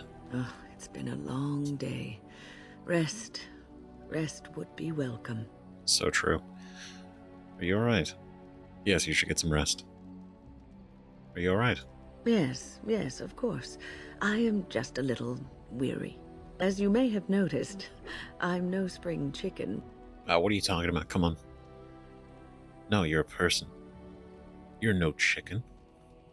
There's still some life in those old bones, I bet. It's a little hard to miss, yes. Surprisingly, you're very spryly for your age, though. Oh my god. Jeez. No, you're a person. Ha, very funny. But in all honesty, I do not know how many years I have left in me. I have lived for such a long time, but there is always something else to do. And I have to keep going in order to do it. I think I will be glad when I am done. Come on, don't be talking about it like that. Knock that off, Win. Come on. Should be kicking around for years yet. Hey, don't say those things. We still need you. You're not allowed to be done quite yet. I'm sure you'll be kicking around for years yet. Oh, I don't know. I really don't. Kind of sad. It's almost like she's kind of done. You know, she doesn't want to be. She kind of also seems like she wants to be. Like she's tired. Have you encountered many abominations, apart from the ones in the Circle Tower? Yeah, a few. Well, there was Connor. Ah, yes, Connor, of course. The first time I saw an abomination, my blood turned to ice. It was months before the nightmares stopped. It was the knowledge that I could easily become one of them that frightened me the most. I think that's fair. Right? Ugh. Seeing the monster that you could be is unsettling. Yes. You're too easily perturbed, then. You're a great mage. You'd never become an abomination. But it's this knowledge that drives you to be cautious. It would be unsettling, yeah. One slip. All it takes is one slip, and everything you are is simply gone. Replaced by madness. And there is no turning back. Or at least that's what they say.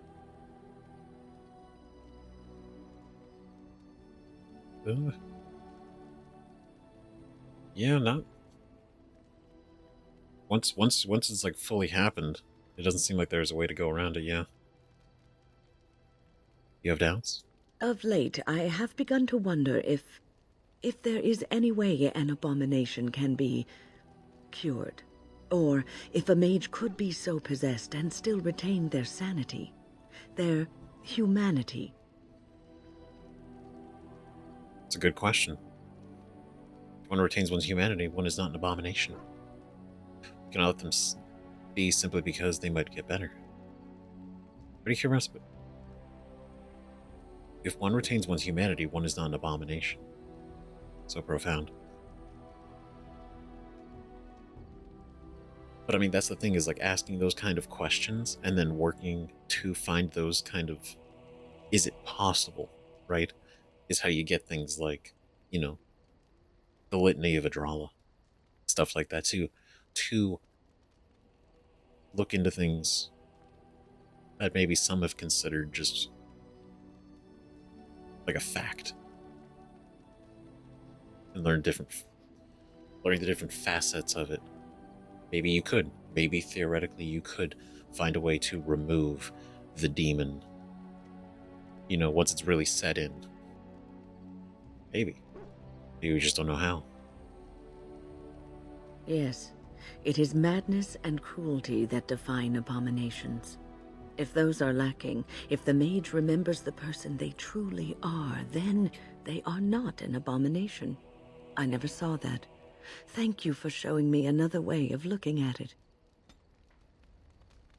Right, because at that point, they're still in control. They know who they are. They may be empowered differently, but they're not a monster. You're quite taken with each other, aren't you? Ooh. You know about Morgan and me? Who doesn't at this point? Apparently, according to Alistair, they're a bunch of chatty Cathy's over here talking about us all the time. Well, she's hardly discreet. The way she looks at you, it's as though she's completely forgotten there's anything of you above the waist. Oh my. So what do you say about it? It's part of her charm. There are a lot more.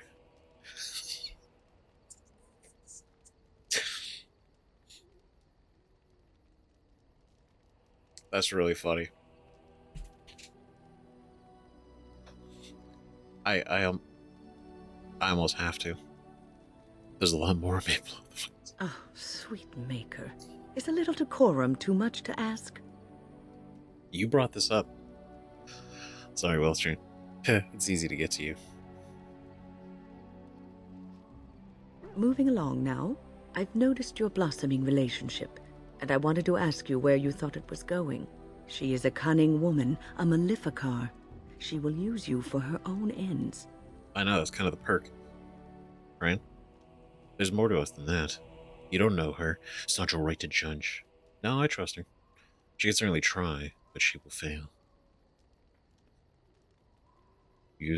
She will use us to our own ends, her own ends. Maybe, but I think it's more nuanced than that, right? Because again, based on the conversation we had, right? It's not, what is it? It's sort of a free thing, like an open thing. It's not like locked down. And like, we understand that. Like, if she decides to move on, it is what it is, right? But hopefully no. There's more to us than that. No, I trust Morrigan. I am telling you what I see and what my instincts tell me. And even if the feelings you share are genuine, this affair may not be the best thing for either of you. You are a Grey Warden. You have responsibilities which supersede your personal desires. I know, but I can do both, right? I can handle my responsibilities and my relationship. Can you just shut up about responsibilities?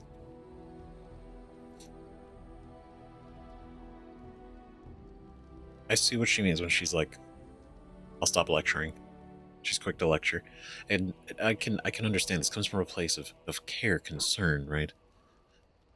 Especially because it's specifically like Morgan and where, as an outside person viewing it, but at the same time, you just got here, right? I understand. But I can handle my responsibilities. Love is ultimately selfish. It demands that one be devoted to a single person who may fully occupy one's mind and heart to the exclusion of all else. A Grey Warden cannot afford to be selfish. You may be forced to make a choice between saving your love and saving everyone else. And then what would you do? At that point, I would do the right thing, which is to save everyone else. As much as if that included Morgan, of course. But would not be so foolish as to let my emotions get the better of me over the blight, right? Making things sound more dire than they are. I don't want to have to make that choice. What am I supposed to do? Tell Morgan to go away?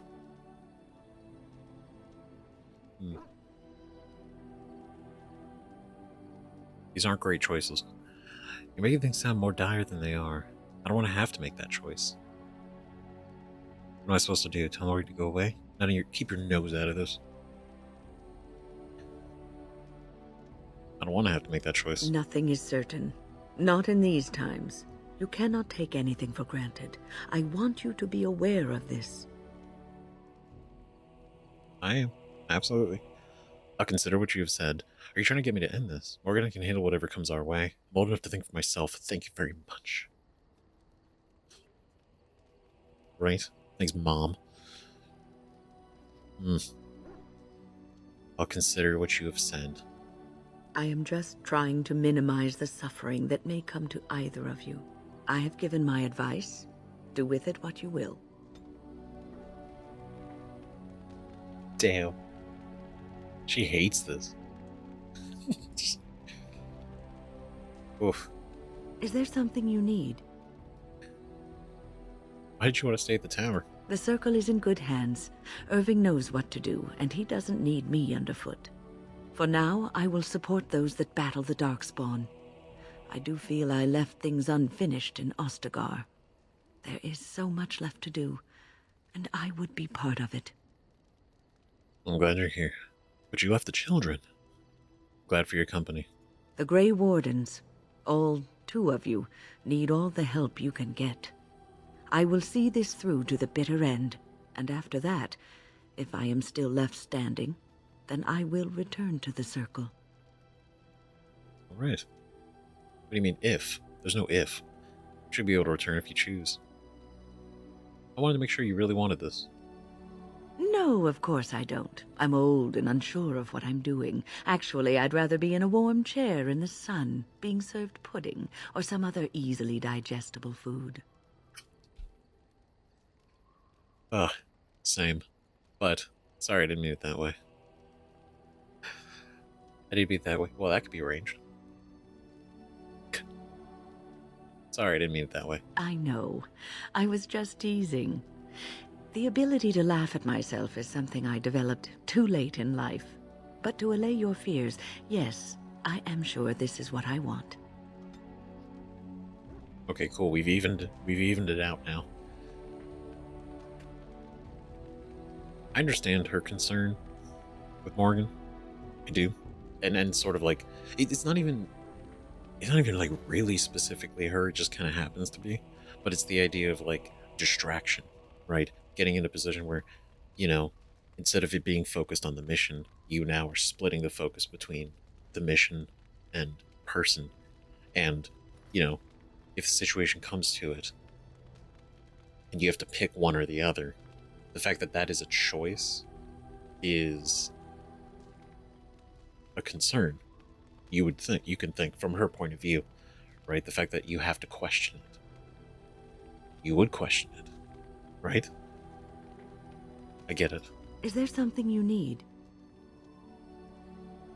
Let's see. I'd like to ask something about the Circle. I will answer to the best of my ability. How'd you become a mage? People don't become mages. They are born mages.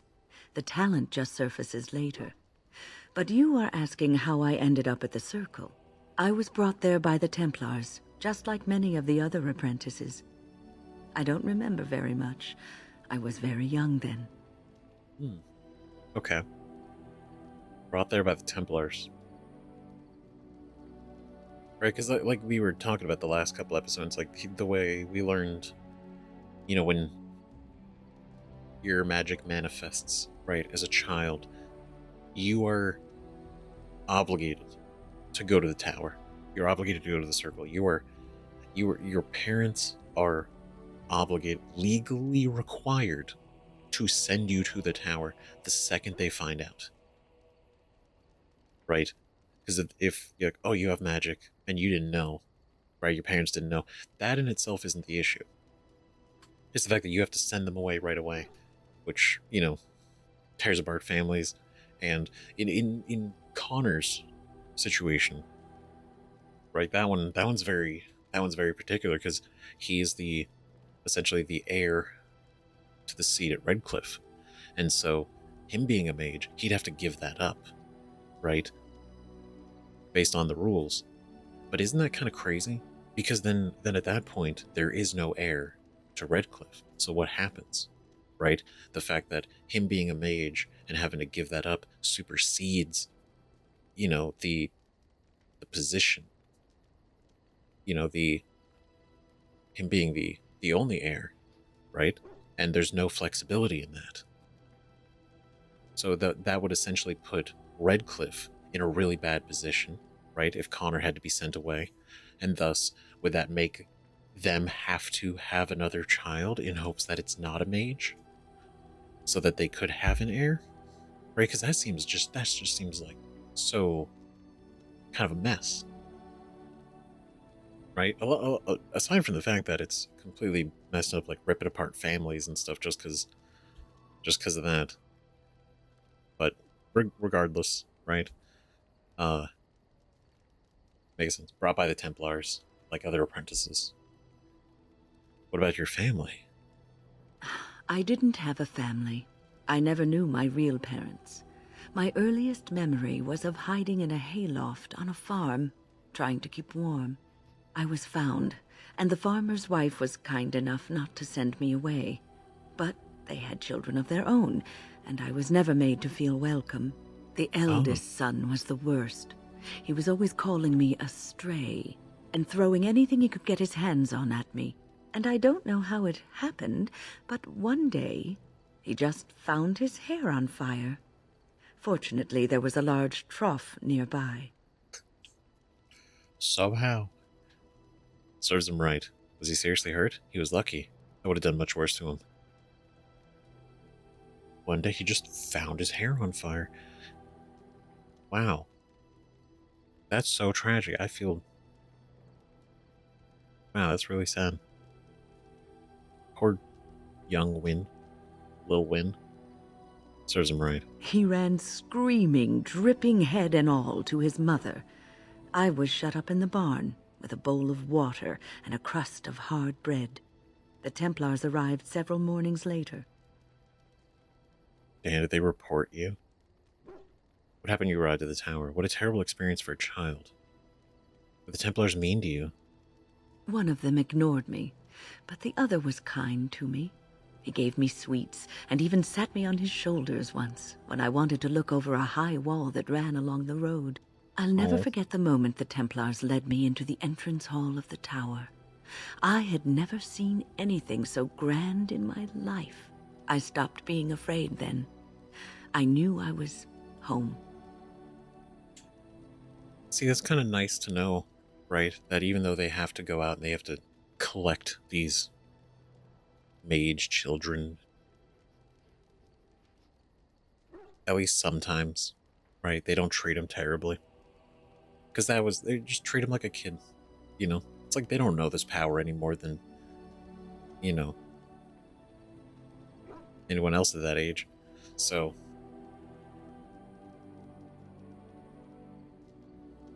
wow, it's a nice turnaround. Little did you know it. It was just a prettied up prison. Don't get sentimental on me now. It's a great story. Well, that's about all there is to my tale. That's how I came to the circle. Yeah. Nice. And only like 25 years later, here you are. What was life like in the tower? I would be lying if I said it was easy. First, there were rules, and we were constantly watched to make sure we behaved appropriately. Then there was the study of magic. We had to cast the spells just so, control the effects completely. A single word spoken incorrectly, a gesture out of sync, meant lack of focus. And we needed to have perfect focus, or we would be in danger. I mean, it does make sense. Like, they seem to take the study of magic, like the actual learning part, very seriously, because it is dangerous. It is very dangerous. It's not just the fate and the demons and possession and everything, but sort of the capabilities of magic. Right? If you don't know what you're doing, you know, it could go bad. It could hurt yourself and others. At least you know the dangers of magic from the circle. Sounds horrible. Dangers from what? From Fade spirits. If we were careless, they would enter our minds, and we would become abominations. Without the circle and my mentors, I would not have been where I am today. And there was joy in life at the circle. The joys of fellowship, in knowing that you were not alone in your struggles. In spite of everything, I was happy in the tower, and I loved it. Wow, that's kind of nice. So not everyone sees it as a prison, right? Even though fundamentally kind of is. You know, it's all about, I guess, your own experience, right? But, yeah, I guess that makes a lot of sense too, right? The lack of focus. Like, if you're not focused, Fade spirits take advantage of your lack of focus. Slip in. And that's all it would take. One moment. hello. The Circle of Magi stands ready to assist, Grey Warden, as do the Templars of the Chantry. Very cool. Do you need anything? Be ready. They will work together. The sincerity of your cause has drawn them together under a common banner. It would not have happened otherwise. Cool, look at us. The Circle of Magi stands ready to assist, Grey Warden. Do you need anything? There are always areas to improve on, Grey Warden. The most useful for my talents are runes. Runes? Allied supply crates. Accumulate blocks for resources you've collected for your troops.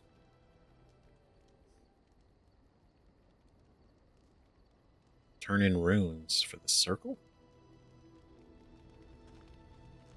Is it actually talking about like the runes like these? 'Cause I want to keep these. Not ready yet. The Circle of Magi stands as is. I don't know, I gotta figure this out first, because if I have extra runes that we don't need, that could be good.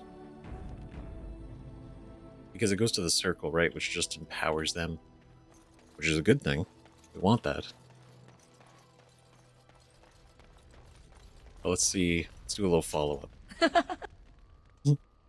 So, full of questions, are you? Nope, nothing else. We're in camp, so 'tis as good a time as any. Well, I mean, just it's been a long day. Perhaps. Shall I consult my capricious nature and divine an answer for you? Come now, you'll make Alistair blush.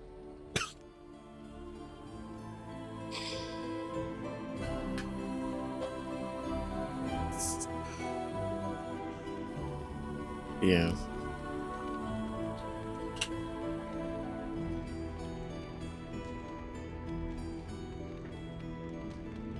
Okay. Okay, now for Shale. I want to do that. But Shale's not strong enough for this yet.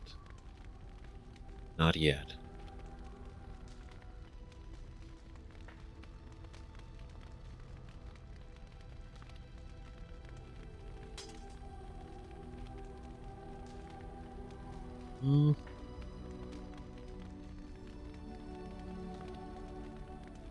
I know matching is a bonus, which is good. But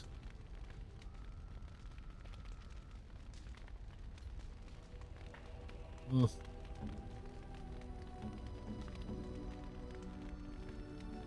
see. Okay. Level up. Okay, what is it I need? Hold on, because we can level up everybody from here. Oh, never mind. Good enough. There we go. The cheese knife, finally.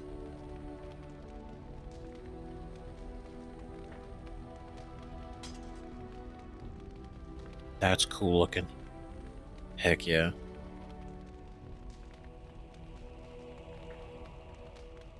Okay. So, same damage, crit chance, armor penetration. So this is 1.5 armor, plus healing effect received, 1 damage, 1... Yeah, this is... Oh.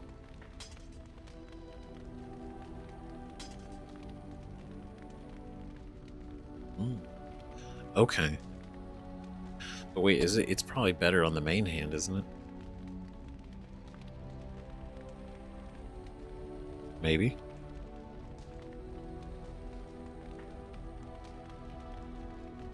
Well, hold on, let's go.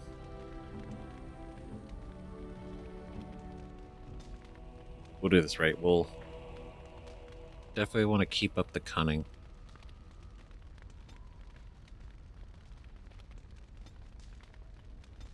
And dex.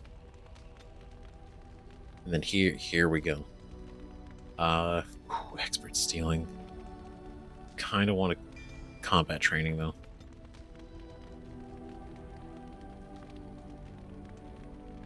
Okay, this is what we're talking about. Lethality. It's passive. Keen eye for weak spots in this gains a bonus to crit chance on all attacks. Additionally, if the rogue's cunning score is greater than strength, sharpness of mind, this character use cunning modifier to affect damage. That's nice. That's a good one.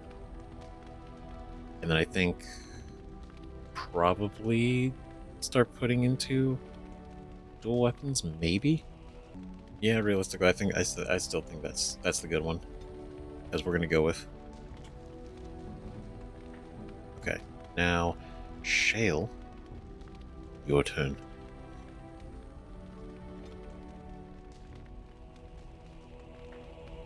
Honestly, need a lot of constitution. Probably good to have more willpower.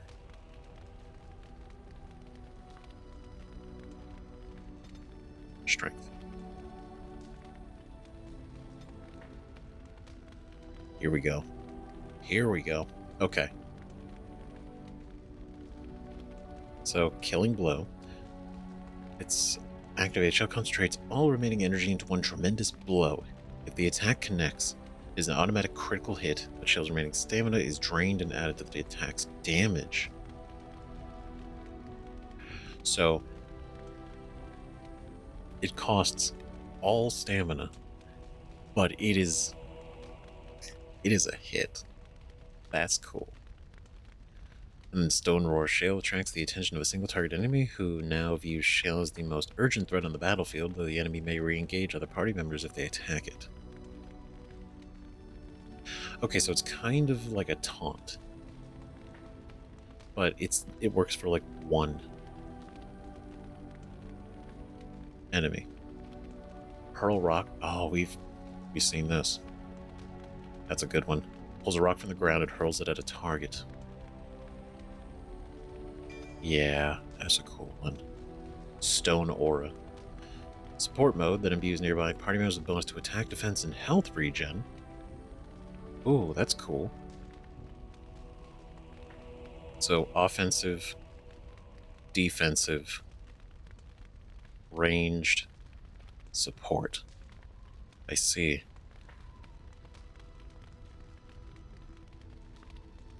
Right, Shell gains bonus to armor and resists hostile spells, and party members gain bonuses to most statistics. However, the aura paralyzes Shale and imposes a personal penalty to defense, as well as draining stamina. Maybe. This one, Earthen Grasp. Shale pounds the earth, immobilizing enemies unless they pass a physical resistance check. After learning this talent, Shale receives a greater bonus to missile attacks. Rock Barrage.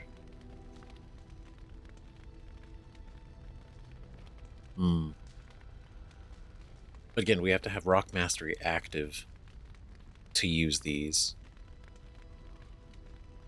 Right, so it's a lot of like switching stances.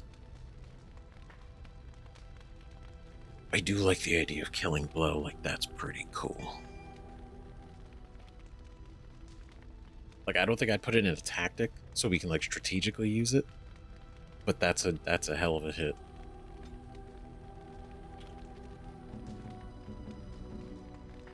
Oh, Sten, my guy. Need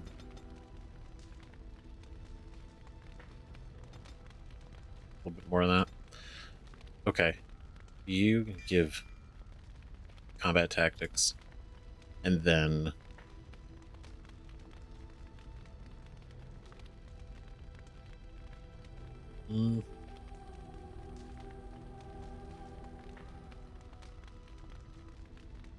see, we got three.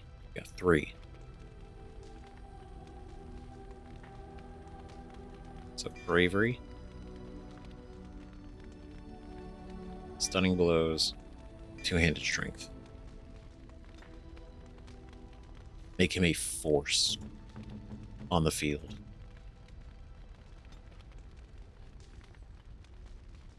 Alright, and for this we're gonna do what should Gale get? Do a little more strength. And then... yeah.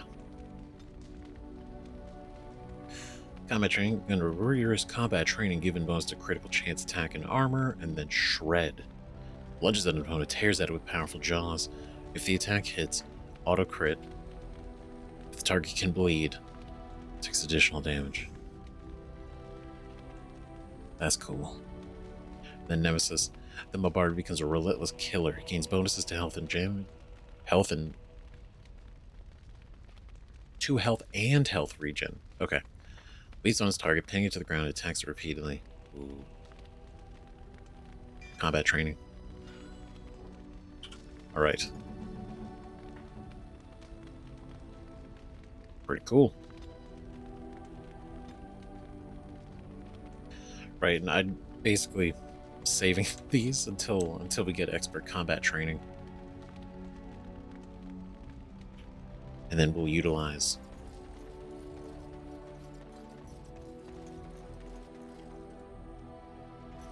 it's cool. It speaks. It does. It doesn't have better things to do. Yeah. On then. Right. Well, I think we're good. Right? Alright, yeah, I think that's about as good as we're gonna get. So now we have an important thing to do. We have to go. Yes. Indeed. Get the team and head back to Redcliffe. So we have to go back to the castle. See if we can save Connor.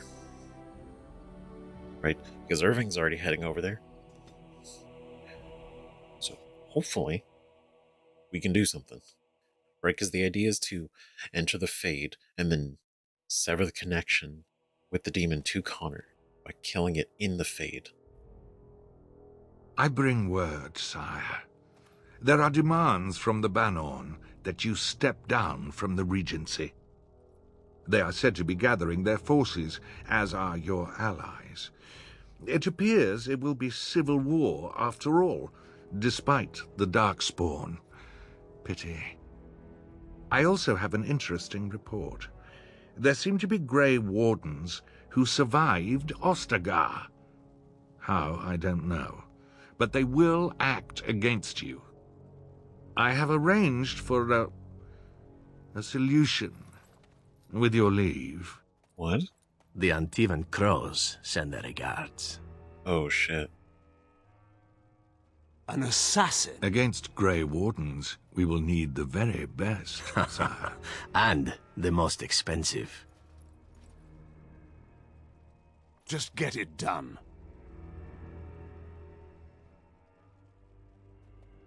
Whoa.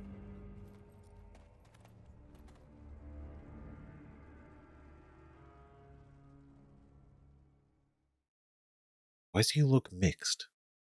Like mixed feelings. What? So... So now he officially knows that we're alive. He knows we made it. He knows some of us lived. And so he's cool with an assassin to take us down. Again, like he doesn't seem like he feels good, like he's proud of that. Right? That's not the way he wants to handle this. But, you know, in an event, I mean, the option of not doing it, the results of not doing it, and us actually making it to him, in his mind, are worse. Even though it doesn't seem to be his style. Zevran? Arinai? Arinai?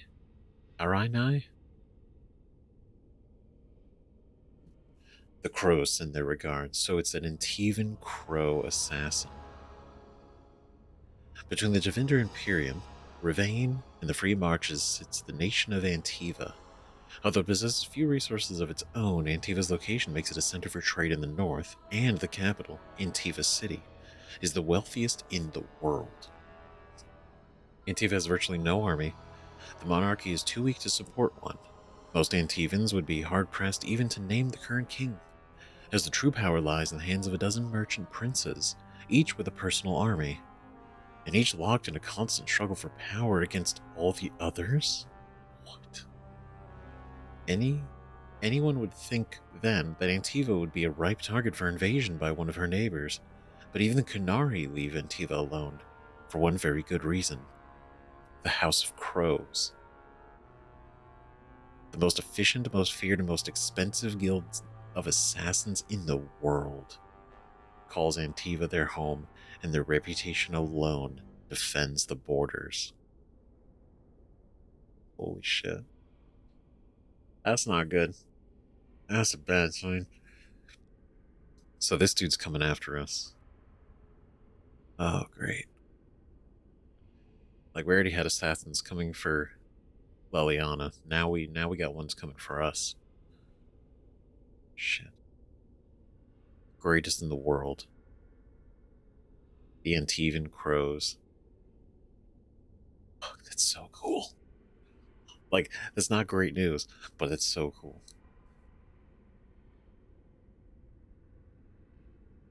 Oh, these got updated.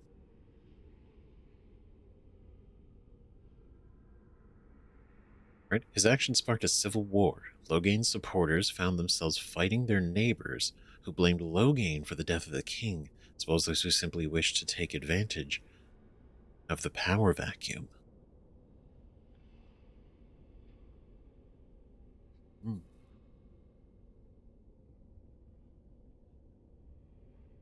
I mean, yeah, the Benorn's not happy.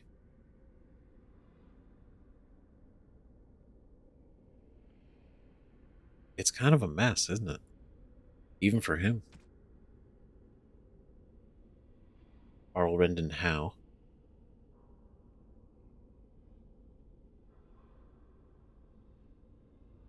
Right? It appears it will be civil war after all, despite the Darkspawn. Pity. The Jarling of Amaranthine winds along the sinuous northeastern coast of Ferelden. The waking sea is known for its temper, and the storms that sweep in from the warmer northern waters are sudden and brutal. These are the lands of Rendon Howe. He was born during the occupation, and like many of the nobles at the time, joined Prince Merrick's rebels. Fought alongside young Bryce Cousland, future Terran of Highever, and Leonis Bryland, future Arl of South Reach, at the bloody Battle of White River. It was the most catastrophic defeat of the entire occupation, from which only 50 rebel soldiers escaped alive. Although he's decorated for valor by King Marek, Howe's abrasive manners have earned him almost universal dislike among his peers.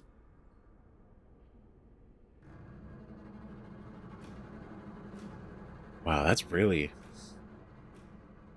So, the future Terran of Highever, the future Arl of Southreach, and Prince Marek together at the Battle of White River. Damn.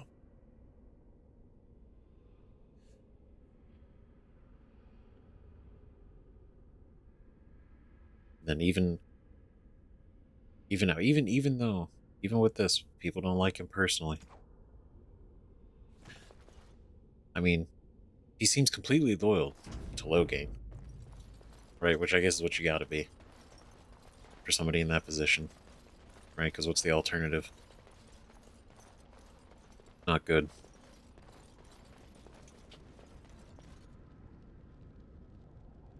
I don't know. Feels like a bit of a rat to me, but who knows? See if we ever meet him.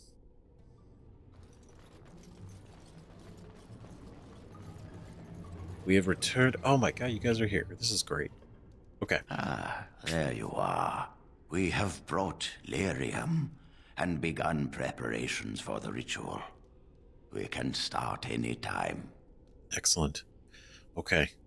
This is great. This is a big deal. It's only one person can go through. Are you sure this is the only way?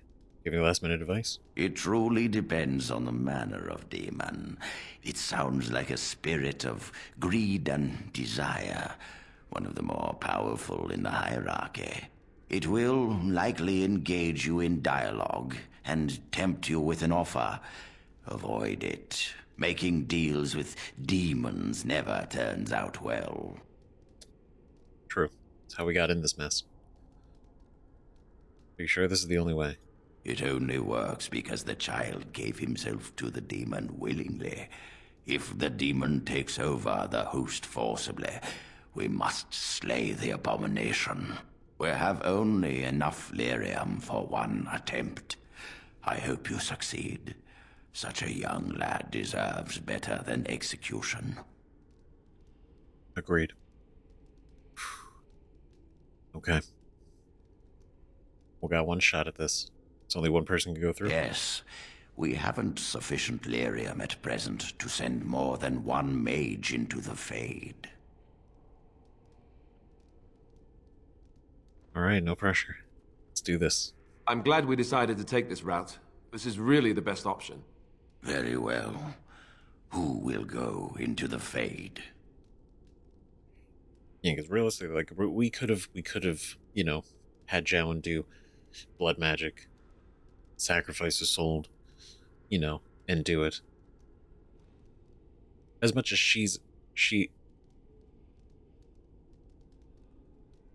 did kind of start this whole thing, she doesn't deserve to die for it. And additionally, Connor doesn't deserve to be free of the demon to find out his mom died and have to live with that going for, like, that's not, no. Morgan is going, Jowan is going. When we can send Jowan in? That's kind of wild. I'd like you to go, Irving. Oh. That's good.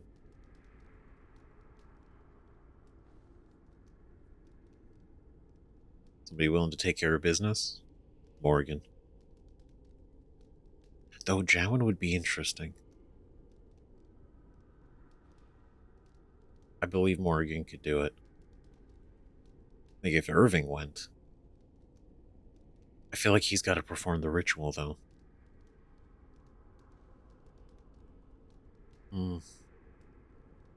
Morgan. Then let us begin forthwith. Alright, Morgan, you got this. This is all you. Oh, we're just like that. No cutscene, no messing around. Just in the Fade. Is that you, Connor? I can hear you. I'm coming. Is What? anyone out there? Hello? Whoa. Are these like those spirits of Connor? Father! Where are you? Blessed art thou who exists in the sight of the Maker. Oh, wait, so... I don't understand. It's so cold. I want to go home. So wait, Connor and Eamon are both in here? Curse this blasted darkness! Why can I see nothing? Oh. You there? Have you seen my son? I can hear him, but I cannot find him. This blasted fog has me turning in circles. Oh my god. Try to get through to the Earl. This is the Fade. Your kind cannot navigate it any more than you could navigate a dream. I don't understand. Where is my Connor? I will find him for you, since I foolishly gave my word that I would. Leave me to it. No. No, you're trying to lead me astray. I do not believe you. Connor! Connor, where are you? Damn. He's in too deep. Leave me to find my son. Something happened to him. I can feel it. This is all my fault. I mean, it's surprisingly not all your fault, actually. Connor? Is that you? Am I dead? Or is there any... Am I dreaming? I don't understand any of this. So if that's really him, so he's poisoned, right? He's poisoned and unconscious, but in the in the Fade. So he's connected here in the dream, in his dream. But he's not dead. Someone help me!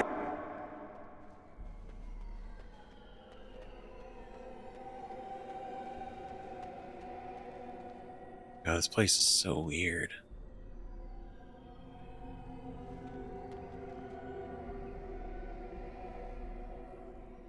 Ugh. Oh, here he is. Who are you? Are you the one that made Father ill? Tell me now. Oh, if we were Jowan, that would be interesting. Be nice. Sure. Ask where the demon is. Be nice. Shoo! Run along and play. Or whatever. No! You're here to hurt Father. I know it. I won't let you.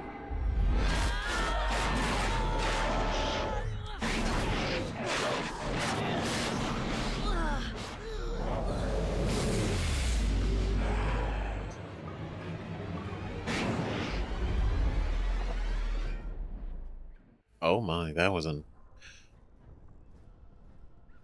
Damn. Well, that was fast.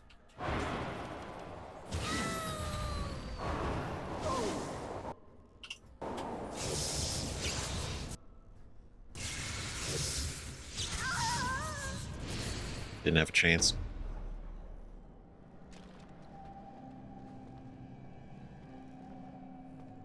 Connor.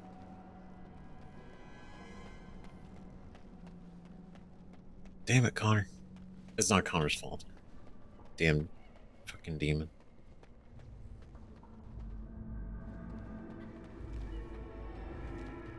You're the one making Father sick! Someone help me! Maker have mercy! Oh.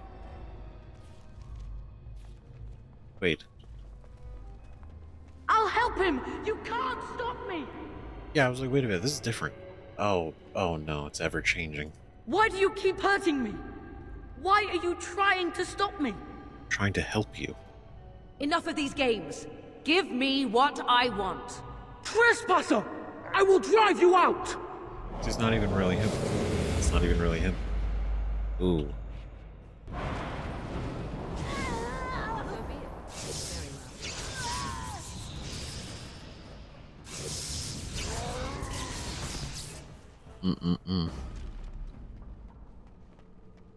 Get out of here! You have to get out! I'll stop you! I will! Trying to mess with Please me. forgive me, Father. Connor? Is that you? I think I have to go back the way we came. I can't go anywhere else. Yeah. I'll help him! You can't stop me! Twisty.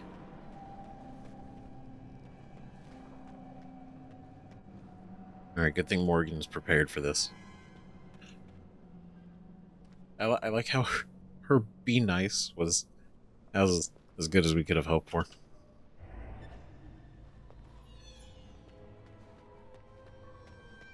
Father wanders, seeking me, trapped within my web. All is as it should be. Why must you interfere? Reason with this entity. Why do you speak through illusions?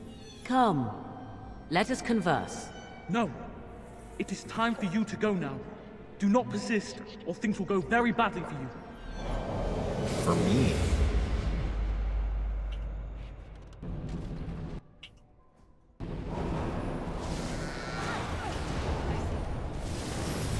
Oh.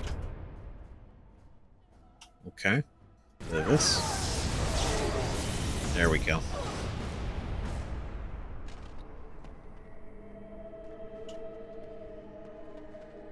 It knows what we're trying to do.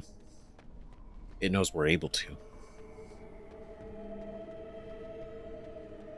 Refuses to let go.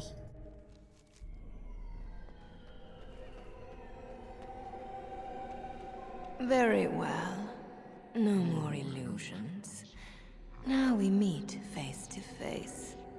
You see my true form, and stand in my domain. It is here I am most powerful. And yet I have no wish to engage your power, nor should you be so eager to engage mine. Perhaps we should converse instead? Yeah. Force the final converse.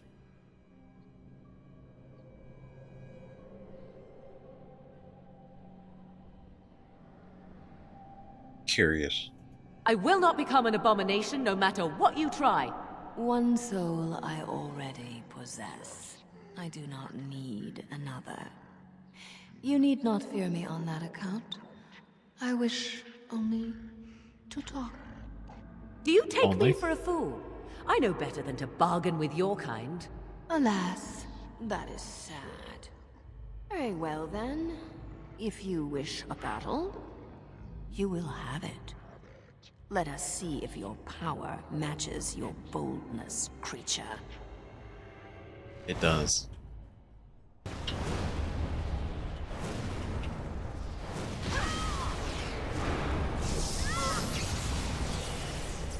Damn.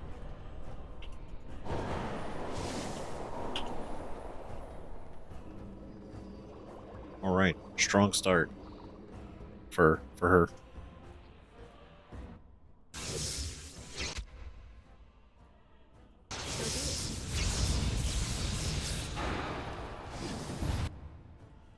Oh. Okay. I see. No mercy. Oh, it's one of you.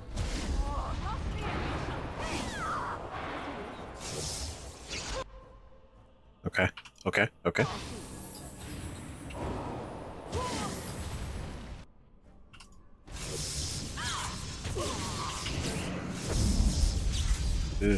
Whoa, whoa, whoa, whoa, no. Nope, nope, nope, nope, nope. Not gonna get me. Not like that.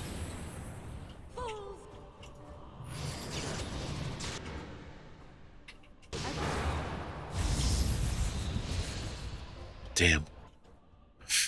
Of course. Is there a tell? Because they all seem ethereal except for you. You seem to be very fleshy.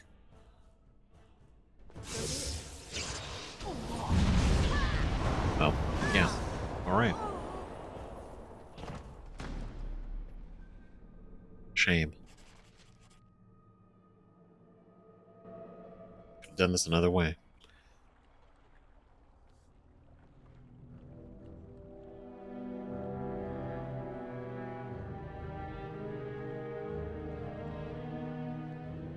Did it work? It worked? We did it?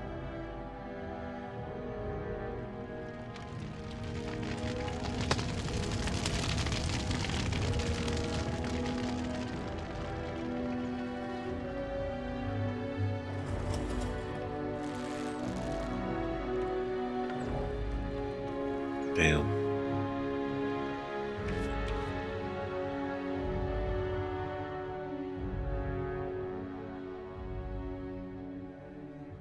It's a lot of people.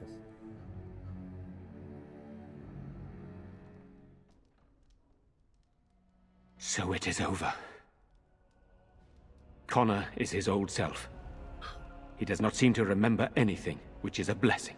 I suppose we will need to send him to the Circle of Magi's tower for training, once the war is over.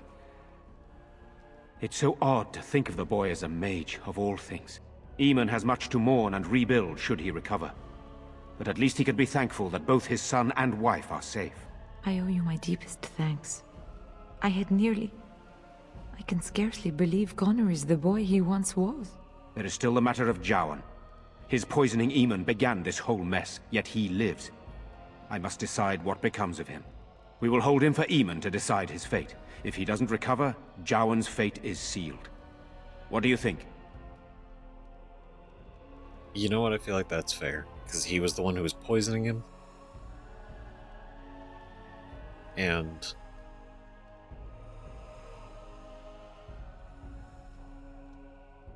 I think that's the best way. Right? Why do you want my opinion? He should be executed. I would like him released. I don't think it's your decision to make. Do whatever you want with him. Because here's the thing. Obviously, right, Jown's kind of an idiot. He's kind of dumb. Coming in here, poisoning him. And, you know, not a great move. So that alone was already bad. The demons and everything, that's kind of an unfortunate side effect that happened.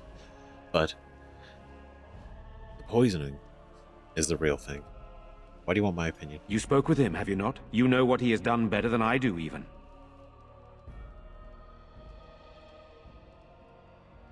Right. Because, like, do I think he should be killed? No, because he doesn't seem to be...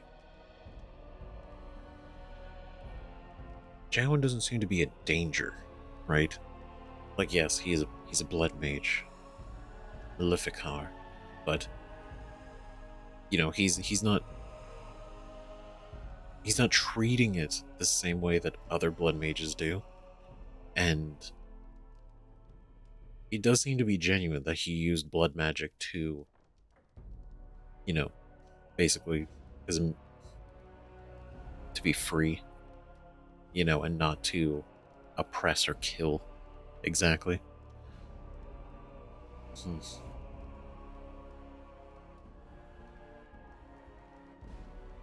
I don't...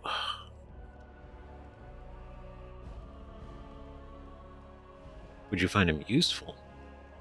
I would not trust him, but I would not presume to tell my brother what to do.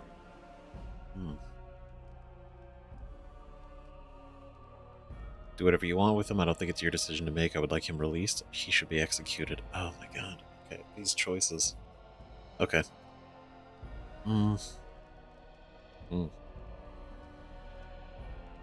Not do whatever you want with him. And not executed. So it's either releasing him, or I don't think it's your decision to make. Well, no, of course it's not his decision to make. Right? It's Eamon's.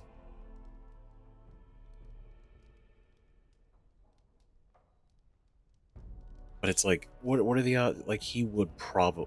Is Eamon gonna call for his death, right? You know? And if that's the case, is that the justice that is dealt out fairly?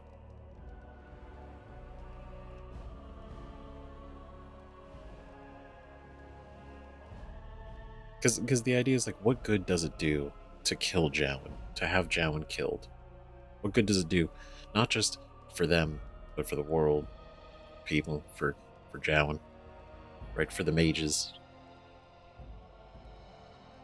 Right, it's just another casualty along the way. But then does that mean, you know, everybody just gets away with everything because we don't want people to die, right? That's naive. This is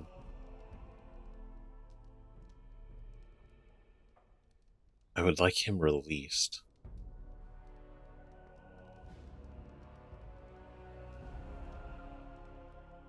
It's tricky because it's like I don't think he should be killed, but at the same time, like, he did poison the Arl. You know? I don't think it's your decision to make. What do you mean? He is responsible for many of the problems here, and is a Maleficar as well. Exactly, he is a circle of Magi's responsibility. This should be a matter for the king.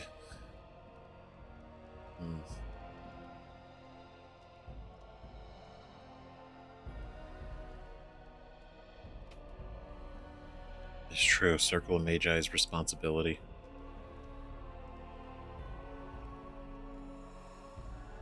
But if that's true, they're gonna make him tranquil, wouldn't they? They would like force it on him. Probably, if they don't kill him. It should be a matter for the king.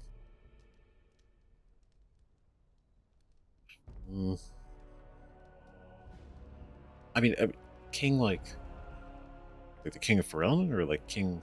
Like, is he implying like Jarl?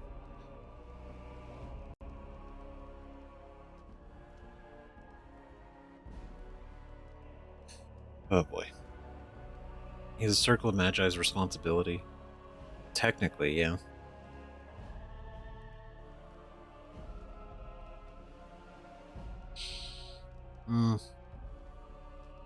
Perhaps you are correct. But that is Eamon's decision, not mine. I'm sorry. Jowan stays in the dungeon for now. But our task is not done yet. Whatever the demon did to my brother, it seems to have spared his life, but he remains comatose. We cannot wake him. The urn. The urn of sacred ashes will save Eamon. This urn again. Okay, so even though we did see him in the Fade, so he is in there. He is, obviously they know he's alive, he's breathing, we're seeing it, right? But he hasn't woken up. So whatever. The urn of legend that no one's been able to find yet. I will seek out this urn. It's a tall order. Is there any other way to heal him? What about magic?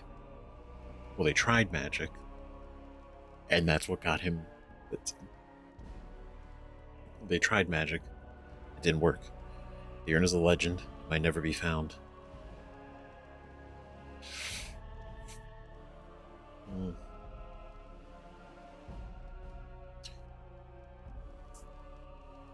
I suppose you want me to help search for it? The urn is a legend. Might never be found. True. That is a possibility. But there is a reason it's still an option. I am not simply grasping at straws.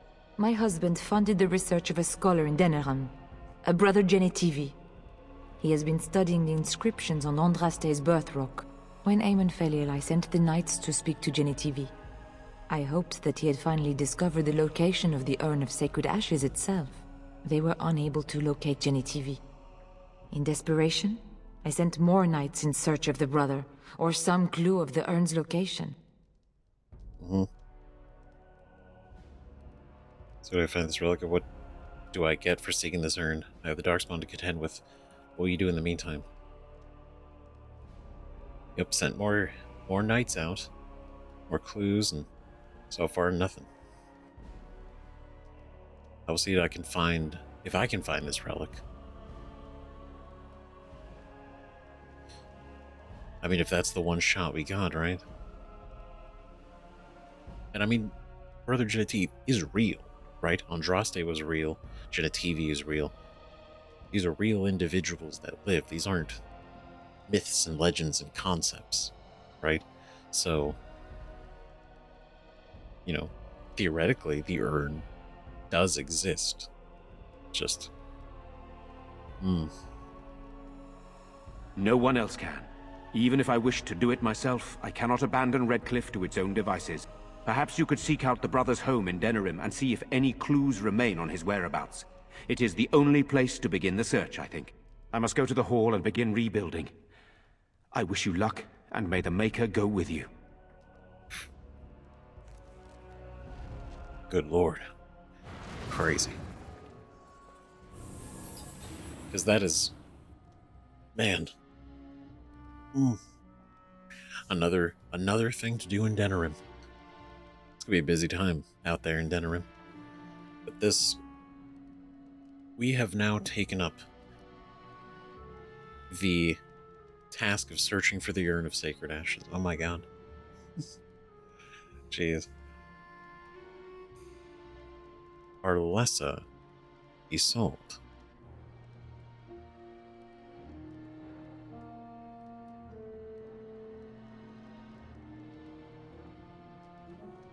Because we read this, the Circle of Magic were finally called in, almost too late, and Connor was freed from the demon's power, though the damage to Redcliffe was severe. Yep, a lot of lives lost, unnecessarily, could have been avoided, but, at the end of the day, we stopped it from getting worse. Connor Guerin. I feel like I'm sleeping, but I guess I'm not.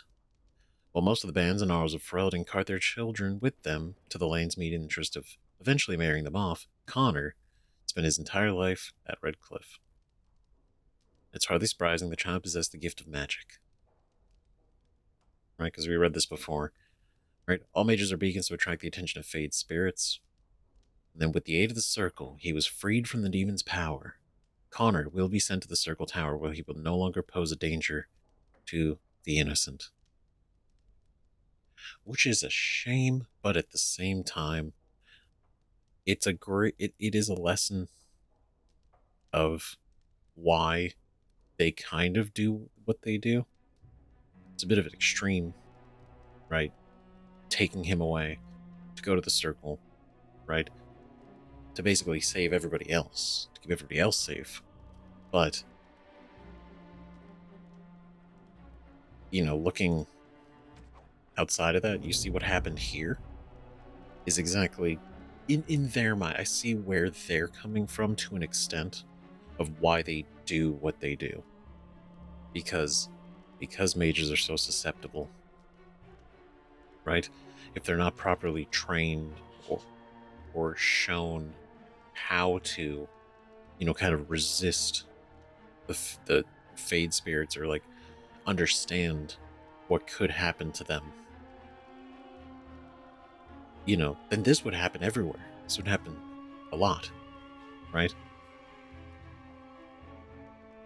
Now, I mean, the resources to send a mage out to Redcliffe, right, to privately train, you know, Connor in an environment, you know, to condition him, basically, instead of sending him to the Circle to learn it all, have somebody come here, right? But then, you know, how do you dedicate the resources to that? Because then the amount of mages that do show up everywhere, you know, how do you pick and choose? And it's like, would he get special treatment because he's, you know, an heir to Redcliffe, right? And then, you know, there's a lot of factors to consider, but it is already decided anyway. The times are,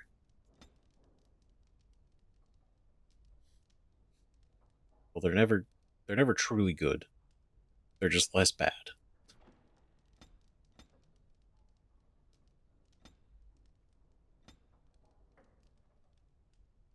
Okay, let's see. We got another point. So let's do, probably give him bravery, right?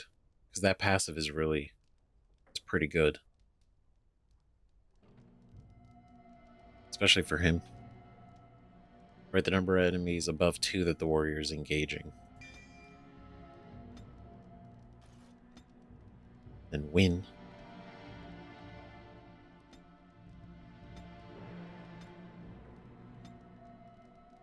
Let's see, Arcane Shield. Orc Defense Spell Wisp. Orc Defense shields an ally with magic, granting bonuses to defense, cold resist, elemental resistances, spirit resistance. A penalty to fatigue. Maybe the ally's talents or spells will cost more to activate. Ah. Haste.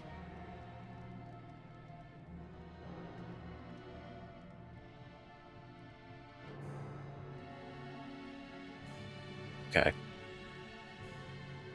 And there's spirit and entropy. So putting more into creation is good, but also spirit, right? Mana drain. The caster creates a parasitic bond with a spellcasting target, absorbing a small amount of mana from it. Mind Blast. Spell Shield. Any hostile spell targeted at the caster has a 75% chance to be sorted into the Fade, draining mana instead.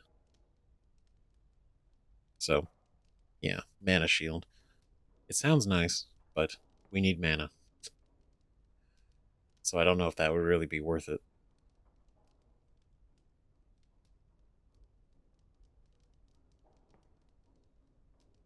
This one's a Wisp that grants a small bonus to spell power as long as this mode is active.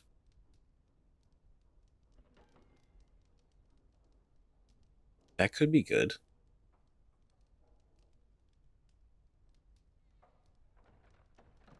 Maybe.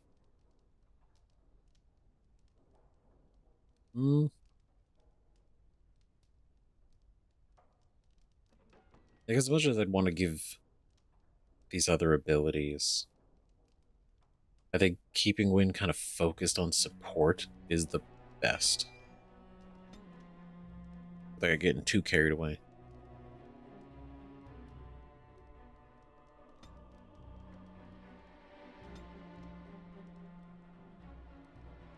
Right, because we're not...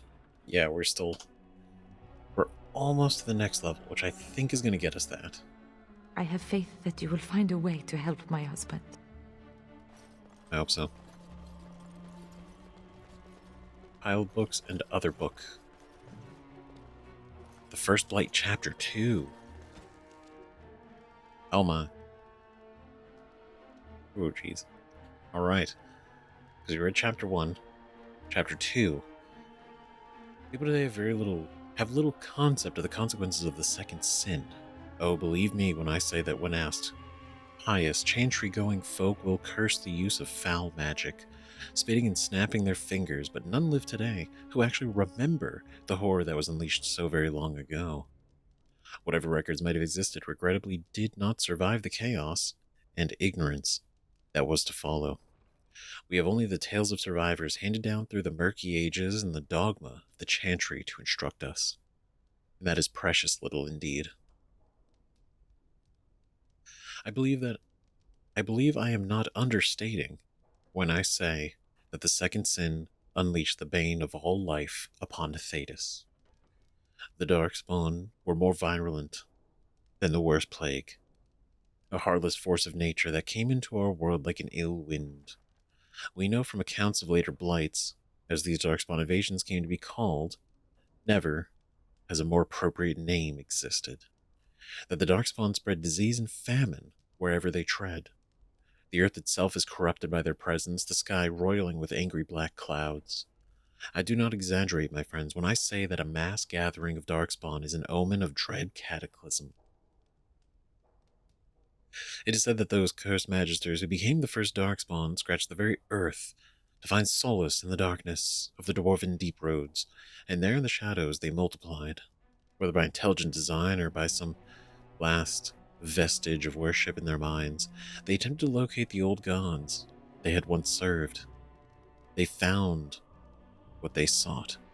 Dumas, first among the old gods, once known as the Dragon of Silence, before the Maker imprisoned him and all his brethren beneath the earth for the first sin, usurping the Maker's place in mankind's heart.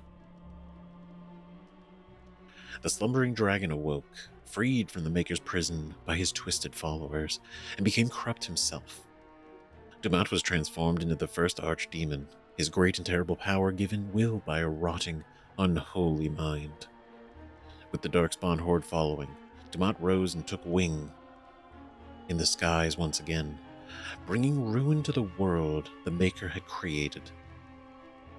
The old god had become the eye of a dark storm that would ravage the entire world.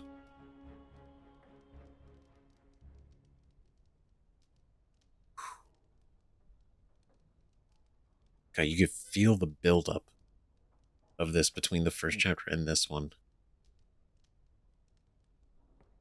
Moment of dread cataclysm. The writing is so good. It's so good. My God.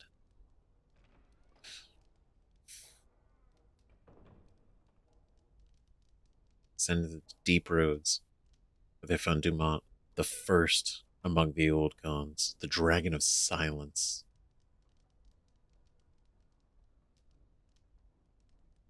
Oh man. I can't wait to find chapter 3. If there's a chapter 4 and 5, we'll see. Oh, it's gonna be so good. Because it really paints the world, you know, and how, like, we're in a bad time, but there were way worse times before this. And the state of the world now, is, I mean, we're not united, right? The fact that the Grey Wardens were banished, they've only just recently come back. You know, Duncan's trying to up the numbers. Is kind of hard to do. He kind of got a couple of us, right? And then Ostagar happened. And so this blight is, I mean, we're not in a good position to fight it compared to, like, you know, blights, like the last couple blights, right? When everything was, well, when everything was different than it is now. Now's better than later. History of Ferelden, Chapter 1. Ferelden, as we think of it now, did not exist before the Exalted Age. Instead, the valley was divided into dozens of old Alamari clans. They warred constantly with one over land, honor, the allegiance of the freeholders, and, on one notable occasion, the name given to a favorite Mabari. And then, in the 33rd year of the Exalted Age, Calenhad Therin became Terran of Denerim, and everything changed. Most of what we know about the founding of our nation comes from old songs that bards passed down through the ages. The songs are filled with wild exaggerations and outright lies. But this hardly differs from the scholarly papers of some of my contemporaries. There is no agreement among poets or scholars on how he did it, but Calenhad gained the support of the Circle of Magi, and they crafted for him a suit of silvery white armor that, by all accounts, repelled both arrow and blade. Calenhad led his army across the valley and captured Redcliffe, one of only 3 men who ever successfully laid siege to that fortress, and presented himself to the bands of the Landsmeet as their king. The poets tell us that every lord knelt before Calenhad, without question. The fact that he attended the Landsmeet surrounded by ash warriors and loyal mages of the Circle is generally omitted from the ballads, however. From Calenhad came the line of Therin kings and queens who reigned, uninterrupted, to the 44th year of the Blessed Age. When the Orlesian invasion came, the rightful king was forced to flee Denerim, and for 70 years, a puppet sat upon the throne. A stolen throne. 70 years. The Orlesian invasion. Damn. Can't wait to learn more about that too. Because that was only one. There are more. The implication is there's more. Arleman. Damn.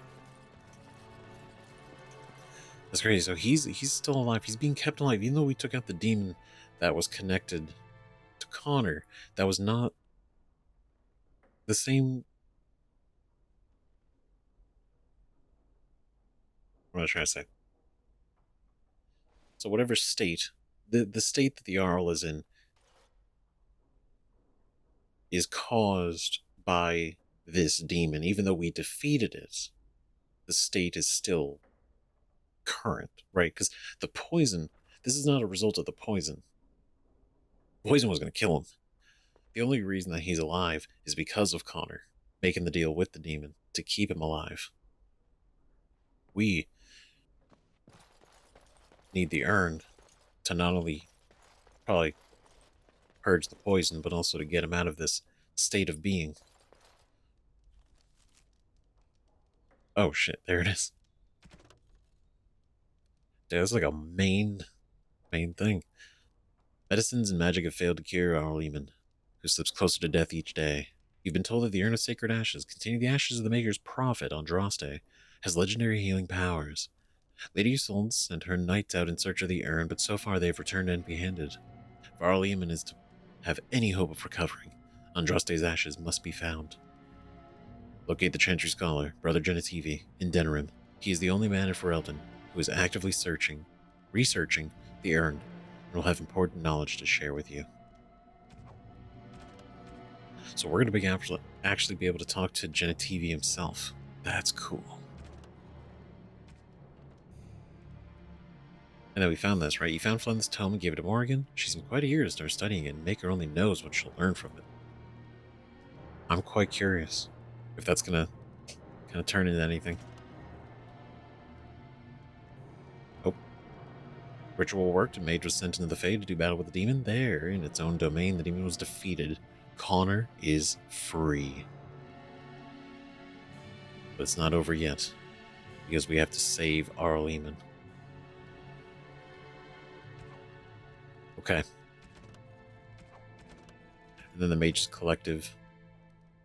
These are kind of... We're doing these over time. Okay. Okay, so let's go do this. Next time, we're going to pick this up, because we got to go turn in the quest as well. This one. Because we have enough. Right, so we'll get the bonus, which is nice. And then... Well, I won't spoil it. I already have plans. I already know exactly what we're going to do. So, thank you guys so much for watching. Let me know what you think about all this in the comments, because this has been quite the time. Like, the fact that we showed up. We defeated Uldred, a pride demon, and then we're able to save whatever we could, right, from the Circle Tower, including Irving, right? And then he was happy to help us with Connor, which was great. You know, and then sending Morrigan in there. Defeating the demon. Here we are. I don't know. It's kind of wild. What a day. What a day, right? So, let me know what you guys think. Thanks again for watching. More Dragon Age. Next time. See you then. Bye-bye.